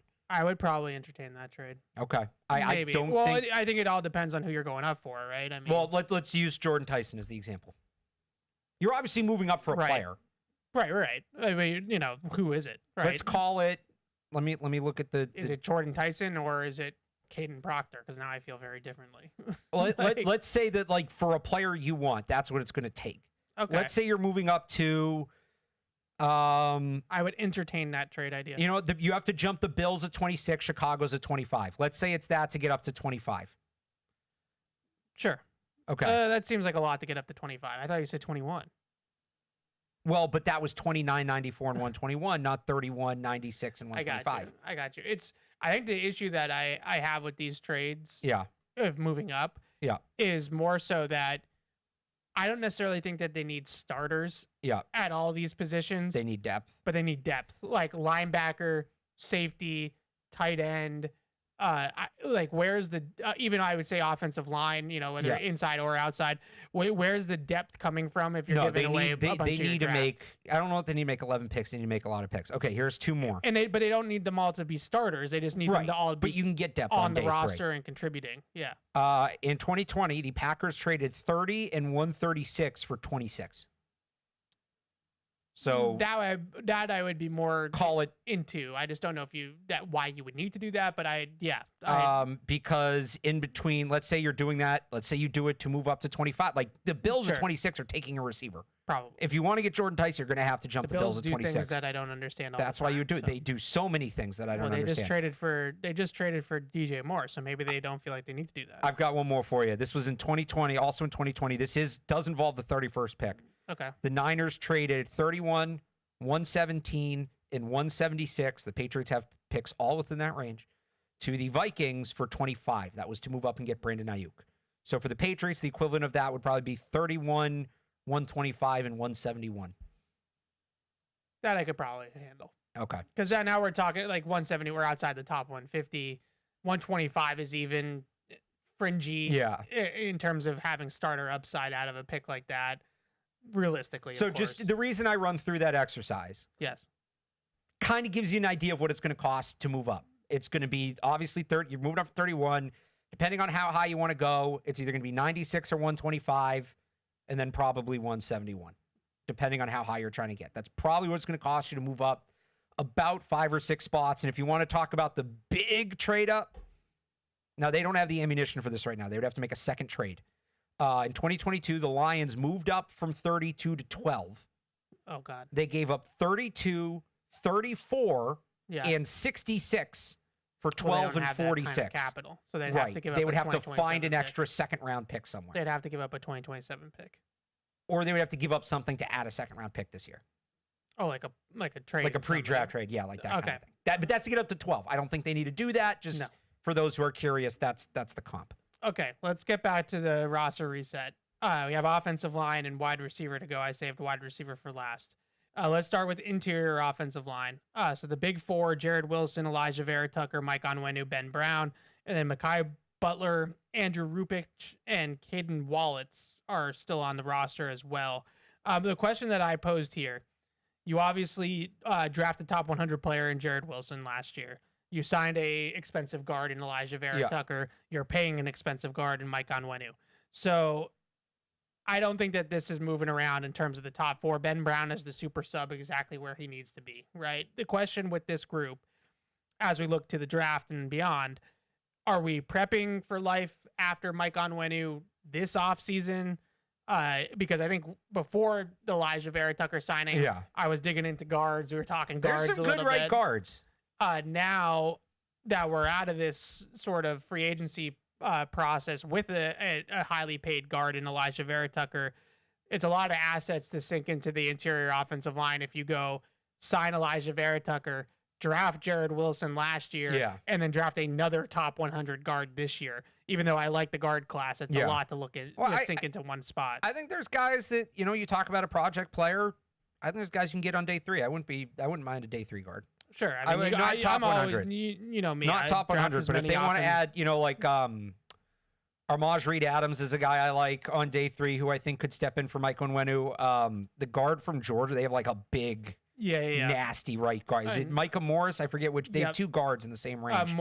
I think he was the one that had the good combine too. Okay. Right? Yeah, that's what I'm thinking of. That you're talking about right now. If they want to tap the Miami pipeline, Inez Cooper I really like. He's kind of nasty. He's just going to go later because he's old and he's pretty maxed out. But I wouldn't hate bringing him. So like, Micah Morris is the right guard, is the big time right guard at Georgia. I say big time. I mean, he's probably going to be a day 3 pick. But big guy, big dude, big athlete, sort of player that if you're just trying to go for, kind of a duplicate of Mike Onwenu, then he has similar type of play style. 6'5", 334. Jeez. I think they can get a guy like that on day 3. To me, the thing is, what are you doing about you talk about preparing for life for Mike Onwenu. After Mike Onwenu, it's about preparing for life after Morgan Moses. And that's the more immediate, that's the more pressing. Get there in a second. But yeah, I just wonder. I have no more thoughts on the interior, so. I just wonder, in that case, like, obviously, like I said, it's a lot that they have invested in, even though it's not a huge contract. Like, they did just sign Ben Brown, too, to a super sub contract. Right. So they have guards under contract that are not cheap. Here's the one thing about that. I do have one more thought on guard, I guess. Yeah. You have Elijah Vera Tucker, who has a significant injury history. Mm-hmm. You have Jared Wilson, who's going to be playing center for the first time in the NFL. Mm-hmm. Those are both kind of what-if positions. Ben Brown is the backup to both. So it's not unrealistic to think there's going to be a scenario. And I think Jared Wilson will be fine at center. But Ben Brown's probably going to start some games this year. Like, agreed. Not but probably, but like... I think there's a good chance he does, but I don't... I find it hard to believe that Jared Wilson's going to be so bad at center that they're going to have to bench Jared Wilson strictly because of performance. I guess my point is I wouldn't hate if they carried a little extra guard depth than usual. If Ben Brown's going to have to back up both spots, it's just a numbers game. Yeah. If Ben Brown is going to have to back up both spots, if you carry extra guard depth and that doubles as like a right guard of the future, that's a good use of a roster spot to me, even if it's one more guard than usual. I just wonder if maybe as we get into the tackles, is there a guy that kind of has flex? So maybe it's a guard tackle. You could do that with a guard tackle too. Yeah, sure. So that way there you're kind of developing him at 2 positions and whichever one sticks. But looking at the tackles, right now they only have 5 tackles under contract on the roster. And I'm thought, obviously some of these guys like Onwenu and Vera Tucker have a little bit of flexibility, but I'm talking about Caden Wallace in that. Or sure, I count Caden Wallace as a guard. But he's another one of those guys. No, I think you're correct. I'm just saying. Will Campbell, Morgan Moses, Marcus Bryant, Sebastian Gutierrez, and Lawrence Metz, who they added late in the season last year, is an absolute giant. He's huge. One of the biggest human beings I've ever seen. I don't know if he can play football, but he's absolutely huge. So obviously the big question here with tackle is how high is too high to draft Morgan Moses' successor. I still think they could do it at 31 if the right guy's there. That's part one of the question. Yeah. Part two of the question is, where are we at with Marcus Bryant? Because I think that he's another one of these guys that I've gotten a few questions about. I'm sure you've gotten a few questions about. I think his ceiling is probably swing tackle. I don't think his ceiling is starter. But there's nothing wrong with having a really solid, can he be, Leadrian Waddle? Can he be Cam Fleming? Can he be one of these swing tackles that starts in a pinch? That would be huge because right now they don't have a backup left tackle. Yes. And we'll see what happens with... And he played left in college with Membu on the right. Right. We'll see what happens with Thayer Munford. Yep. Maybe they re-sign him. I know Mike Reese reported over the weekend that he had off-season surgery, so that's kind of delaying his process. But if he can be the back... Because they need a left tackle too. And that shouldn't be ignored.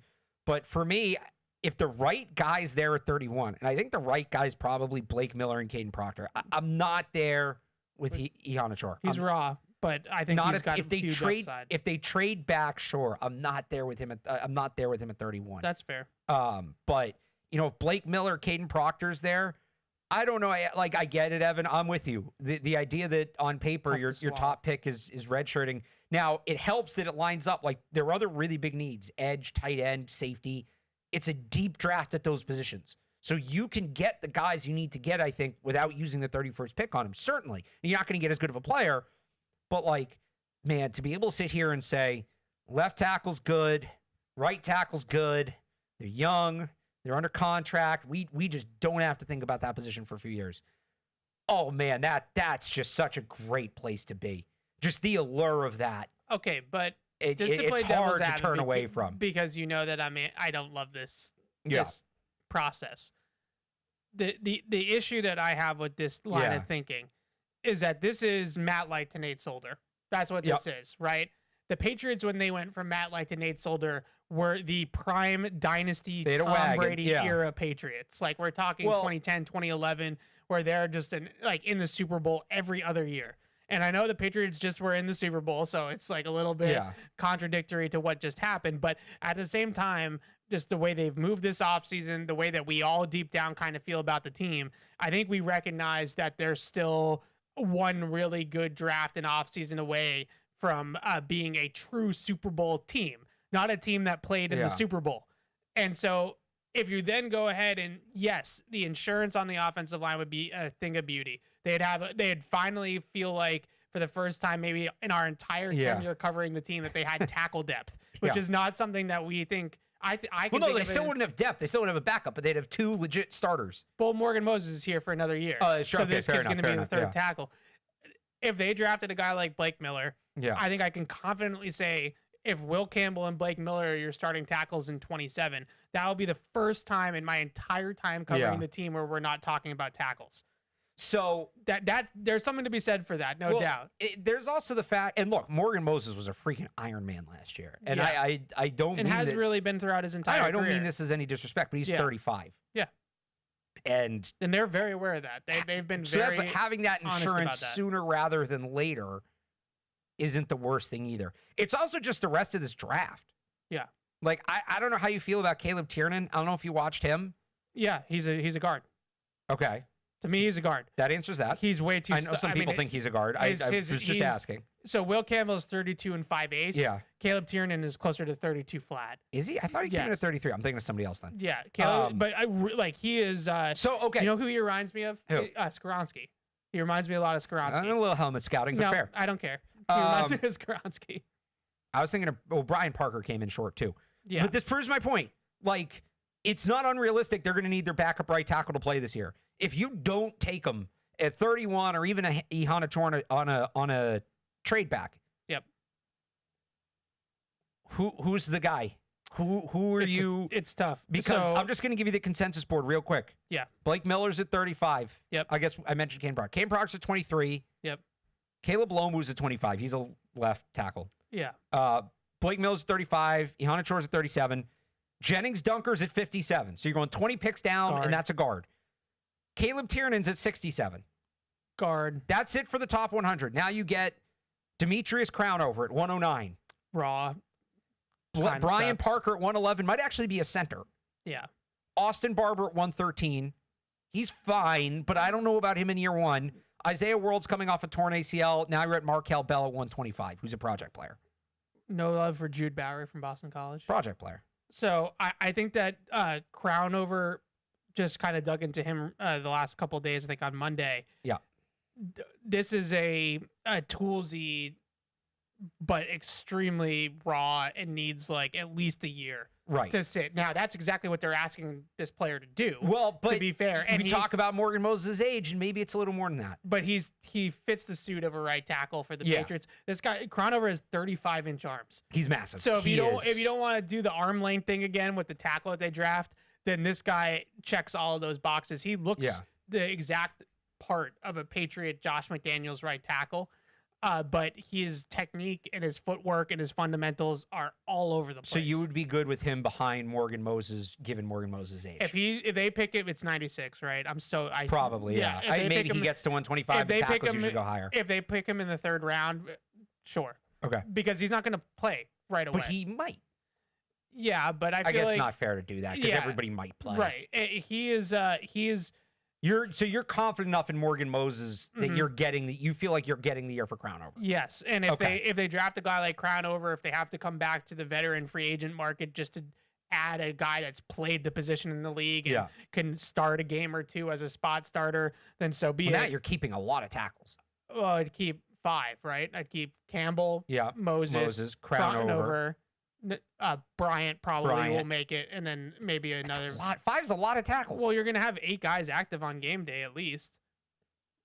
All right, so then you have the 3. Well, Ben Brown's active. That's 6. So we have 9 guys active. It's a little No, bit. it's It's heavy. 9. Yeah. So then Marcus Bryant could probably be a healthy scratch, to be honest. Okay. Or Crownover's, whichever. Did you watch Markel Bell? A little bit, but not enough to like have a great take on Okay. him. He's just huge. Like he's just like he's just, I mean, he's- just because of the Trent Brown comp, we have to talk about him. yeah. But I think Crownover to me is not. It's not a totally. It's right where they probably should take one in the third round right now. Yeah. And it makes sense. Crownover at 96 or Bell at 125. I'd probably go Crownover. Okay. I'd also add with Crownover. He started as a tight end, so like he's I late didn't know to that. he's late to the position. Okay. So like I think there's room to grow there. I think there's some room to So grow. this there. really is a Nate Solder thing. Well, he's not going to be drafted Well, that no, high. I joke because Nate Solder started Oh as a yes, tight end. yeah, sure. This is like I'll give you a better example because it happened also in the third round. The hope would be that this is like if Yodny could just had worked out, right? Like this is Basically, like yeah. you're looking for that. You're type of still player. not quitting on Yodny, huh? I liked Yodny. Yodny and too Yelda bad. Froholt, you were on cloud I nine. was right about Yelda. You were right. No, you were right. He's still in the league, right? Nailed, He's still he's a starting. really yeah. good center. Nailed the. I liked Yelda Froholt too. He's a They good moved player. on from Yelda Froholt too quickly. He was a good player. Well, they had David Andrews, they were doing okay. I'm just they saying were playing him he's- at guard, right? They weren't playing him Yeah. at center. Yeah, yeah, that's he was why. drafted as a guard. They were okay in the interior at that point. All But right. no, he's a good player. So let's go to quickly before we move on. Yeah. Marcus Bryant stock watch. How much stock are you buying in Marcus Bryant? Let's just say I'd like to see him still on the team. I'd like to see him keep working with him. yeah, like as you make the roster next year. Yeah, he should. I don't think he's your answer behind Morgan Moses, but yeah, like you said, good swing tackle potential. If I wish that he had won that muscle tight end role. If he had won the That would've the been blocking- fun. Like if he was that good enough to have won that and beaten out Thayer Yeah. Munford for that, especially by the end of the season, I'd feel a Well, lot Thayer better Munford about had it. done it in Vegas. I think that probably helped. Definitely true. Yeah. But I would just say with because I think that's his ceiling. I mean, it's a 7th round pick, so I think his ceiling is swing tackle. If you had told me that by the end of last year he was playing that muscle tight end role, I'd be really But it's into it. having a good swing tackle is important. You know Yep. how much Adrian Waddle. But I'm saying like if he had won that tight end role, then it would help him get the inside track on that. I get what you're on saying. swing Yeah, yeah. tackle, like just Right. not even projecting him as a Right, starter. right. All right, let's get to receivers. So right now they have 8 wide receivers on the roster. Yeah. They have Romeo Doubs, Yeah. Keyshawn Booty, Yeah. Matt Collins, Yeah. Pop Douglas, Kyle Williams, Efton Chisholm, Jeremiah Webb, John Giles. So Webb and Giles obviously spent the season on the practice squad last year. Good practice squad Good players practice to squad have, players, especially Giles. With his versatility and his size. So the questions that I have here in terms of facilitation. I wanted us to sort through this wide receiver cluster here at the back end of the first round because you texted me about this yesterday and you were surprised by some of my answers to these questions. So I wrote down these 4 players in this back end of the first round cluster. Mr. Doesn't Run the 40, Denzel Boston, Casey Concepcion, Omar Cooper Jr., and my guy Chris Brazzell. So let's rank those 4. Like how are you drafting those 4 as the New England Patriots? It's tough because Casey's my favorite of the group, but he's just too redundant to Doubs. Yeah, like and maybe even a little bit to Kyle Williams. Unless they're going to get really small, do some double slot stuff, I just don't see how he plays. Yeah, significantly. There's a role, but it's not what you're taking at the top of the draft. I'd say the same about Omar Cooper. Like they're kind of similar players to me. They win differently, but they win differently from the same role.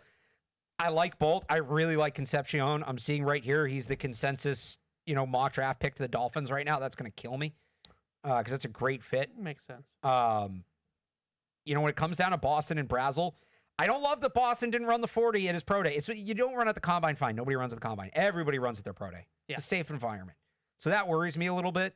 But I still think that his 50-50 ball ability, he is really quick. Like, that's the thing. He didn't run the 40. He did the agility drills and did well. So he has some quickness, which suggests that he can grow as a route runner.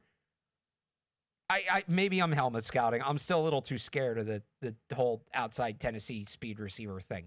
I'd probably go Boston.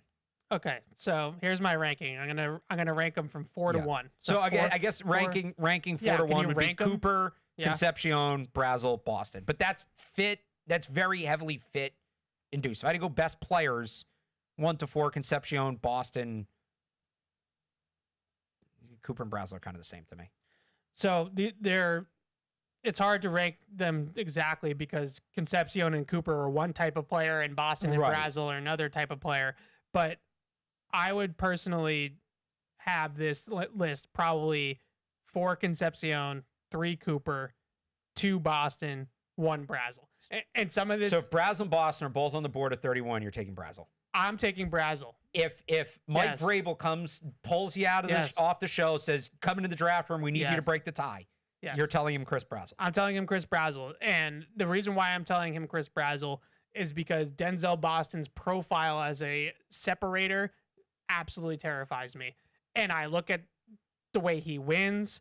I look at the metrics that I do trust. And especially, I would say one of the metrics that really stands out to me that, other than the separation stuff that concerns me is his yards per route run against zone coverage. Yeah, that's the big one, right? And Concepcion's low on that too. If you're going to be this type of receiver, you're supposed to be elite against zone coverage, right? Like big target, find the soft spot, move the chains. Like Ted McMillan was a great zone coverage beating receiver. Denzel Boston has a little bit too much like Keon Coleman shades. Okay. Right. I worry about the profile. You liked Boston at the beginning of the process, so I'm just... Because I was surprised because I thought you would say all these things you're saying now. I liked him at the beginning of the process because I can see how Drake May would like throwing to him. Shouldn't that be the most important part? Well, but you have to get open. Like at some point, but if you're a player like that, do you? I think that there's a post-up role in an offense. Okay. I don't know if post-up roles are high-volume roles in this league. Like, name the guy out of the draft, and I'm putting you on the spot, but name the guy out of the draft in the last handful of years that's played like Denzel Boston that has panned out. Drake London? I think Drake London's got a lot more speed. Does he have a lot more speed, or is he just... I don't know about more a lot. Speed. Him and Ted are much better athletes than Denzel Boston. Odunze? Odunze's a better route runner, I guess. Closer, but I think Odunze is a little bit more fluid, too. Odunze's a better player. Yeah. I'm just looking at the past draft history here. Can I count the 4 weeks that Quentin Johnson went off this year as panning out? No. I know, I'm kidding. And, like, the hands are total polar opposite of Denzel Boston. I know. I'm going to stick with Drake London, final answer. Oh, okay. And Ted, last year, he had 1,000 yards as a rookie. But I feel like Ted's a much more explosive player, especially with the ball in his hands. He is better after the catch, but that's where I go to, like, I would agree with you more. So you're I think, sorry to cut you off, but you're saying that the apex or the ceiling of the archetype of Denzel Boston is in that Drake London, T. Higgins, Ted McMillan. Yeah. I think that's probably the ceiling of that. And then And the floor is Keon Coleman. I acknowledge that. And then the Hall of Fame is like Puka, right? like that's like. Well, no, the Hall of Fame is Puka. Puka's ability at the catch point is. Yeah, but he gets open. Plus. I would almost go with like Julio Jones. I was going to say Julio Jones. No, this is not like Julio Jones. But Julio Jones is way you're more talking apex. He's way more explosive Fair enough. than all Like these late guys. career. Late career. He's quicker than people give him. I think there is untapped potential. He's lighter on his feet. I think there is untapped potential as a route runner. Okay. He's raw. Like, it's not a strength of his right now. That's not even to say, like, okay, he can do it, but he'll get better. It's not a strength of his right now. I think he has the physical ability to develop, like, because you're talking about, you're going back in your mind to, like, N'Keal Harry or Keon Coleman. Yeah. I never looked at Keon Coleman and thought, he has room to grow as a route runner. Denzel Boston's looser than Keon Denzel Coleman. Boston. He's now more fluid. They have to coach that out of him. And if you want to bring up their track record with developing wide receivers, then that's a fair point. Like, maybe you don't count on them to do that. I think he has more potential as a route runner than some. So let's look at some of the guys in that build that have failed. Like I said, I'll give you one more. His best quality is his ability to post up on corners and win the ball at the catch point. Yeah. That's a skill. There's no doubt about it that he's very, very good at. If he had better metrics against zone coverage and it was like he can find soft spots over the middle of the field and underneath zones and he can win down the field with with the ball skills, I'd say, okay, that's it's fair. That's a Drake London, Ted McMillan type player. It's fair, and I don't love that he didn't run the 40. I've told you that. I think we can all agree that he's a 4.6 guy if he didn't run the 40. So let's play this game with Chris Brazzell. Yeah. Like, what are the warts there? I would say that Chris Brazzell's biggest... Because I could easily throw back at you, show me how that guy has popped. Chris Brazzell's biggest warts are play strength and I would say a little bit of inconsistency at the catch point. Who is the guy from that mold? And I'm going to say specifically because it's a part of it. I know I'm limiting you. Christian Watson in Green Bay. That mold in that offense. Because that offense helps. There's only one guy that's in that mold in that offense, and he's too good to use as a comparison. Who? It's in the Hall of Fame. Tennessee has not run that offense long enough. The one guy that I see... I'm talking about at Tennessee. Tennessee's offense, yeah. Oh, I thought you were talking about in the Patriots. Oh, you were thinking of Randy Moss? Yes. No, I'm talking about the guy that gets to line up basically 1 foot on the sideline. Yes. So the corner has to play him a certain way and has the benefits of playing in that Tennessee offense and has panned out with that skill set. But he's not a linear athlete. That's what makes me excited about Brazzell, is that he can sink his hips and he can get in and out of routes. So we basically have the same answer. The guy with this profile usually doesn't work out, but this guy changes direction better than those guys have. We both have the same answer for different players. But one guy is 6'3", and you're just betting on speed. I'm betting on and runs play a 4.3, and the other guy won't even run the 40. But he has much better play strength and is better at the catch point. But he's terrified to run in 40 yards in a straight line, which at that position is 40 with 37-inch vertical, right? I mean, like his other stuff, the 3-cone was really good. It was 6.85 at 210. So, do you want to bet on raw speed or raw strength? You know my answer to that. I know, because I can tell Chris Brazzell when he gets here on April 25th or whatever, the day after the first round, hey, buddy, hit the weight room. Well, he's going great in shorts on April 25th. You're going to be all excited in training camp. You know, rookie mini camp. He's going to run a 9-round. I'm going to be like, hell yeah. You know exactly, and you know exactly who we will bring up. That's fair. You can hit the weight room. You can hit the weight room. You can't hit the speed room. That's fair. That is fair. That would be the one thing with Brazzell that he needs to work on. But the route release is obviously the straight line speed, and I would say in particular the long striding speed with him is like whoa, right? Like when he gets to open up his strides down the field and pull away from guys is really, really good. And I think the one thing with him that I can't get out of my head is that Georgia game. Like that Georgia game is like he went out there and mossed guys. I will say that on the Denzel Boston side, he did not play well against better opponents. And Georgia is as good as it gets in terms of like level of competition. I really like Dalen Everett. I would love to see Dalen Everett be a Patriot. He put Dalen Everett in a hurt locker. Well, maybe he'll get another chance at him in training camp. All right, I'm going to up the ante of the question to you. I asked you before. Mike Vrabel drags you down to the draft room. We need you to break the tie. Yeah, the chat's loving that Mike Vrabel's doing. It's Brazzell. He never would, but it's Brazzell Boston 31. I'm going to give you one more. Elliott Wolf drags you down there. All right, we know we can get Brazel at 31. But who's at 24 again? The Cleveland Browns. Yeah. Want us to give them 31, 96, and 125 for 24, and we're going to take Jordan Tyson. We can do that, or we can stick at 31 and take Chris Brazel. What are you telling them to do? Give me the trade again. It's a lot of math in my head that you're asking me to do. 31, Yeah. 96, and 125 Yeah. for 25 to we'll say the Bears. You got to jump the Bills. Okay. I'm getting Jordan Tyson. And you're getting Jordan Tyson. Jordan Tyson's on the board. Jordan Tyson's a much better player. So I probably You're giving up those picks. I know.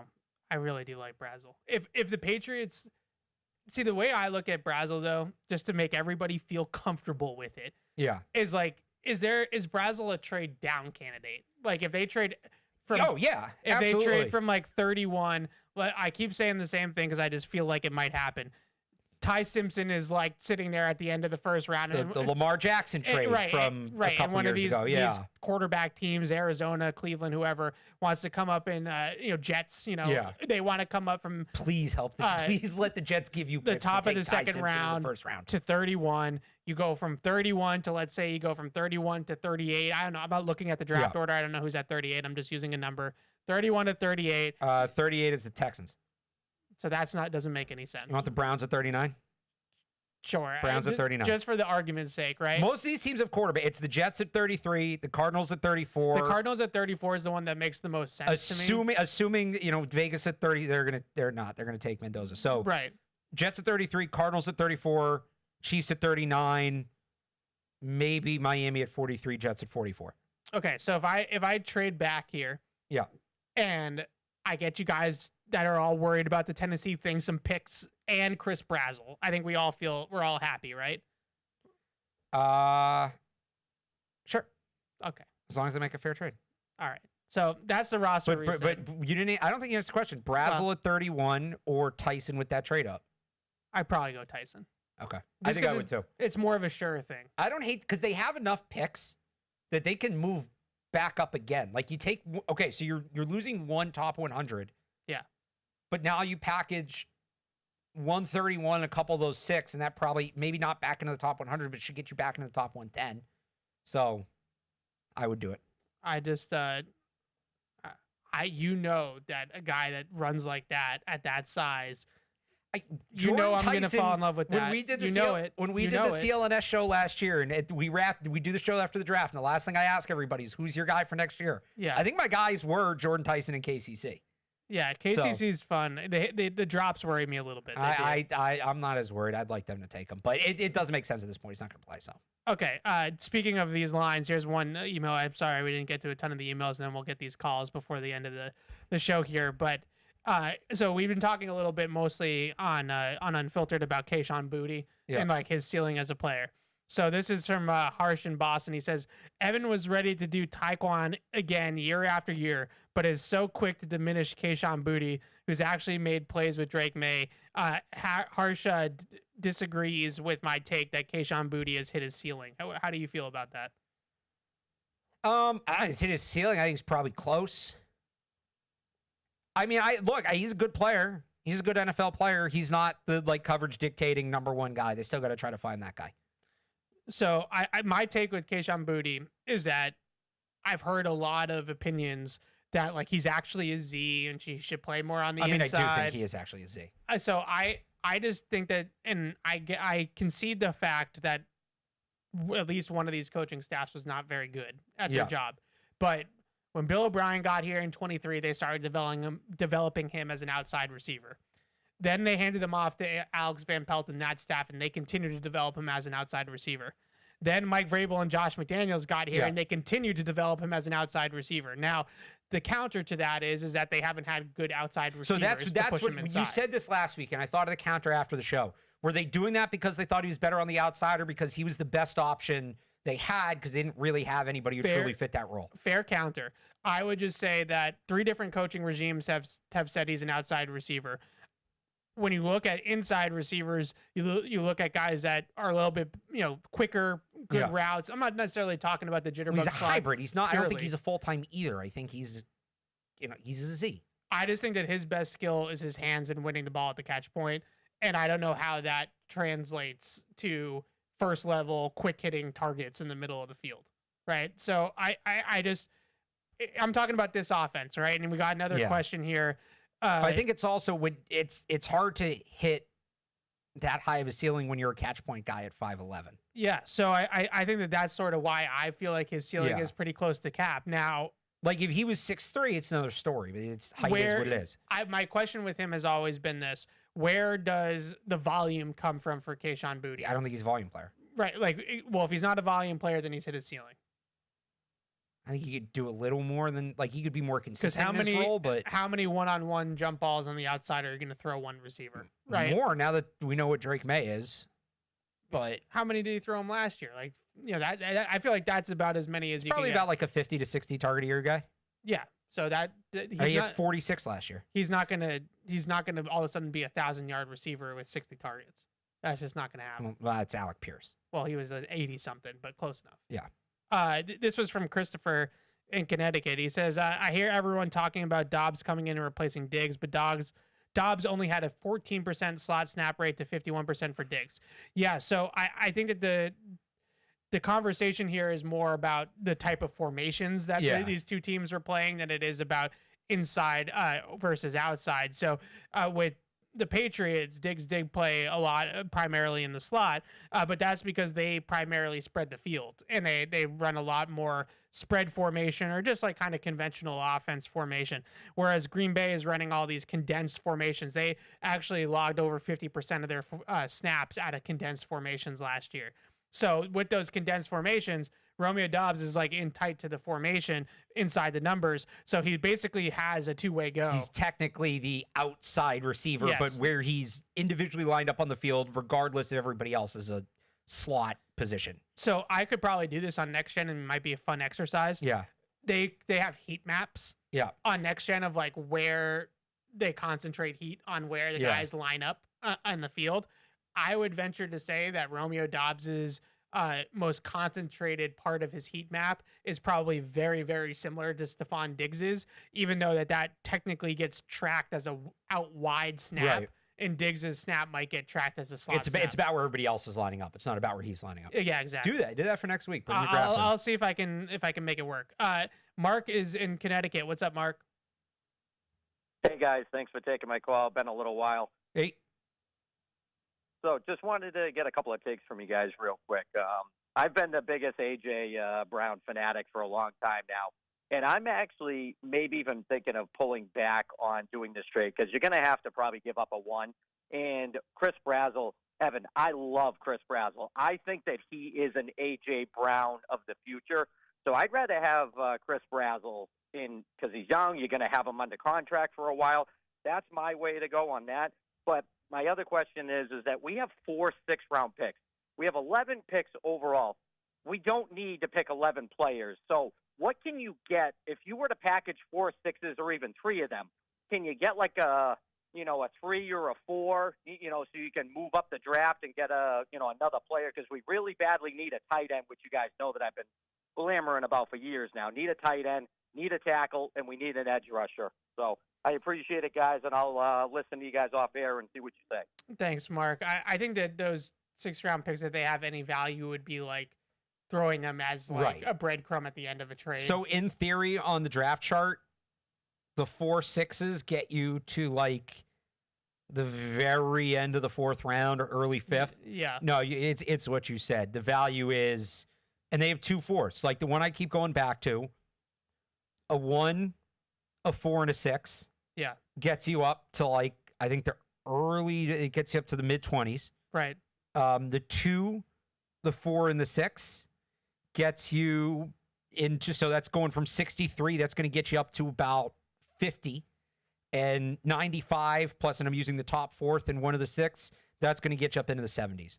That's how you use those picks. The coming up from 63, because with a 2, a 4, and a 6, I could be talked into that because maybe we can get the best of both worlds for everybody because everybody wants the right tackle. Right. And then you could probably draft Blake Miller at 31 and then maybe get back up to close to the top 50-ish and then still get like an edge rusher or a wide receiver or something like that that could be the more immediate year one impact kind of guy. So here's one for you. You're not getting 2 first-round picks, but you're kind of getting 2 players that might contribute like In that. 2023, the Bears traded 61 and 136 for 56. Yeah. So that kind of area. The Chiefs traded 63, 122, and 249 for 55 and 194. So that gets you up about 10 spots. I like trading up from 95. I think the strength of the draft is like 40 to 75. Yeah. So I like the idea of moving up from 95. That's my sweet spot. Okay. I don't mind doing that because I think that you might be able to get the best of both worlds where you get that long-term answer at a place like right tackle. Yeah. But you also still draft a guy that can come in and So I'll help give you right one. away. In 2023, the Panthers traded 93 and 132 for 80, moving up 13 spots and giving up one of those fourths. Yeah, I could see that happening. I'd love to do something like that. All right, last call here. Henry is in D.C. What's up, Henry? Hey, guys, thanks for taking my call. Sure I thing. love that breakdown of the receivers at 31, and I just wanted to ask about the edge rusher of it all because my view of it is there's a pretty good track record, not for the Pats, but in the NFL of second-round receivers working out pretty well. But I can only count a handful of day 2 edge rushers who are very useful. So my question is kind of like, who is the lowest ranked edge rusher that you'd probably take ahead of Brazel or KCC or Boston at 31? Because if you don't get that guy at 31, I don't see how you're getting an impact edge rusher in this draft. Okay, I understand your thinking, Henry. So basically, just quickly, because we don't have a ton of time, and we can do this more next week. Mesidor or receiver? Oh, which receiver? Whoever, Brazel. Mesidor or Brazel? Brazel. Parker or Brazel? Brazel. Howell or Brazel? Howell. Younger Brazel? Brazel. If he falls. Keldrick Falk or Brazel? Brazel. I don't like Kedrick Falk. Not He a doesn't fan. want me either. Stiff me. Stiff robot. I might go Mesidor me. over the receiver, Maybe. too. I could be talking, but like that's the tier I was going to bring up, right? Yeah. Is Mesidor, Parker, Howell, Young. Feels like the edge rusher tier. Yeah. Maybe R. Mason Thomas is in that group, but I don't think so. I know you don't like him, so I knew you'd take the receiver. That's why I didn't ask. Like there's now this is more top 50 love, Yeah. but there's a ton of love for Malachi Lawrence right now. I would move up from 62 and get Malachi Lawrence. That dude can play. He's there, kind of like him in this system. Oh boy! And this is my other point to the caller. Sorry, real quick. Yeah, no, go ahead. I wouldn't worry about getting an impact player on the edge in day 2 in this draft. Like this draft, this position, this class, even at maybe not at 96, but you move up from 96 into the 70s, which is why I like that trade. You know, you're not going to get your pick, but like Sutton might still be there, Akis might still be there, Height might still be there. Like and when I say might, one of them should be. It's just which one. Yeah. I'm not worried if they don't take the edge at the top. They need to come out with the top 100. I'll even say top 75 pick at edge. If they get an edge in the top 75, I feel good about it. Yeah, I was, and we could talk about more of this next week because we're going to do defense roster reset next week. I'm sure we'll spend a lot of time on the edge rushers. When I thought I was turning on Malachi Lawrence's tape, I thought I was turning on a raw combine guy that was going to have to be seasoned and coached. And I saw a guy that already has a pretty good feel for what he's doing. So out the there. rub on Malachi Lawrence is Well, the level of competition has to be. those tackles were all Yeah. brutal. It's not Yeah. just the teams; it's like Yeah. the tackles in specific. Yeah, I mean, he were just all bad. Like I watched him against Colorado, and it was Yeah. like this is just not even. So that's the one thing you got to keep in mind. But I with thought him. I was gonna see like, oh yeah, like huge RAS, whatever, scorer athlete that is just kind of big dog in everybody. No, he can play. No, he's got hands. He's got pass rush moves. He's got Motor's got a lot. awesome. Yeah, he's a good player. Goes for the football, playmaker. All right, we'll talk about those guys next week when we do the roster reset on defense. We'll keep you up to date on the news and notes and all that kind of stuff as well. Recency bias is back. We'll keep on doing that. So we'll keep chugging along here with about 4 or 5 weeks to go to the draft, right? I think like 5 weeks. Yeah, I'll be at BC on Monday for Boston College's Pro Day. I think we might be joined by some people here in this building, so that would be cool. Go see those guys. That's why I brought up Jude Bowery earlier. He'll be there at Boston College. And we'll be back on Catch-22 next Wednesday at noon. Patriots Unfiltered back tomorrow at noon. as well. We'll see you guys then. Thanks for watching. Bye. Hey, this is Matisse. Thanks for tuning into the show. If you really want to help us, make sure you like us wherever you get your podcasts, like Apple Podcasts or Spotify. Also, make sure to follow us on the New England Patriots YouTube channel to see this show and everything else here that we do at the Patriots. Thanks a lot.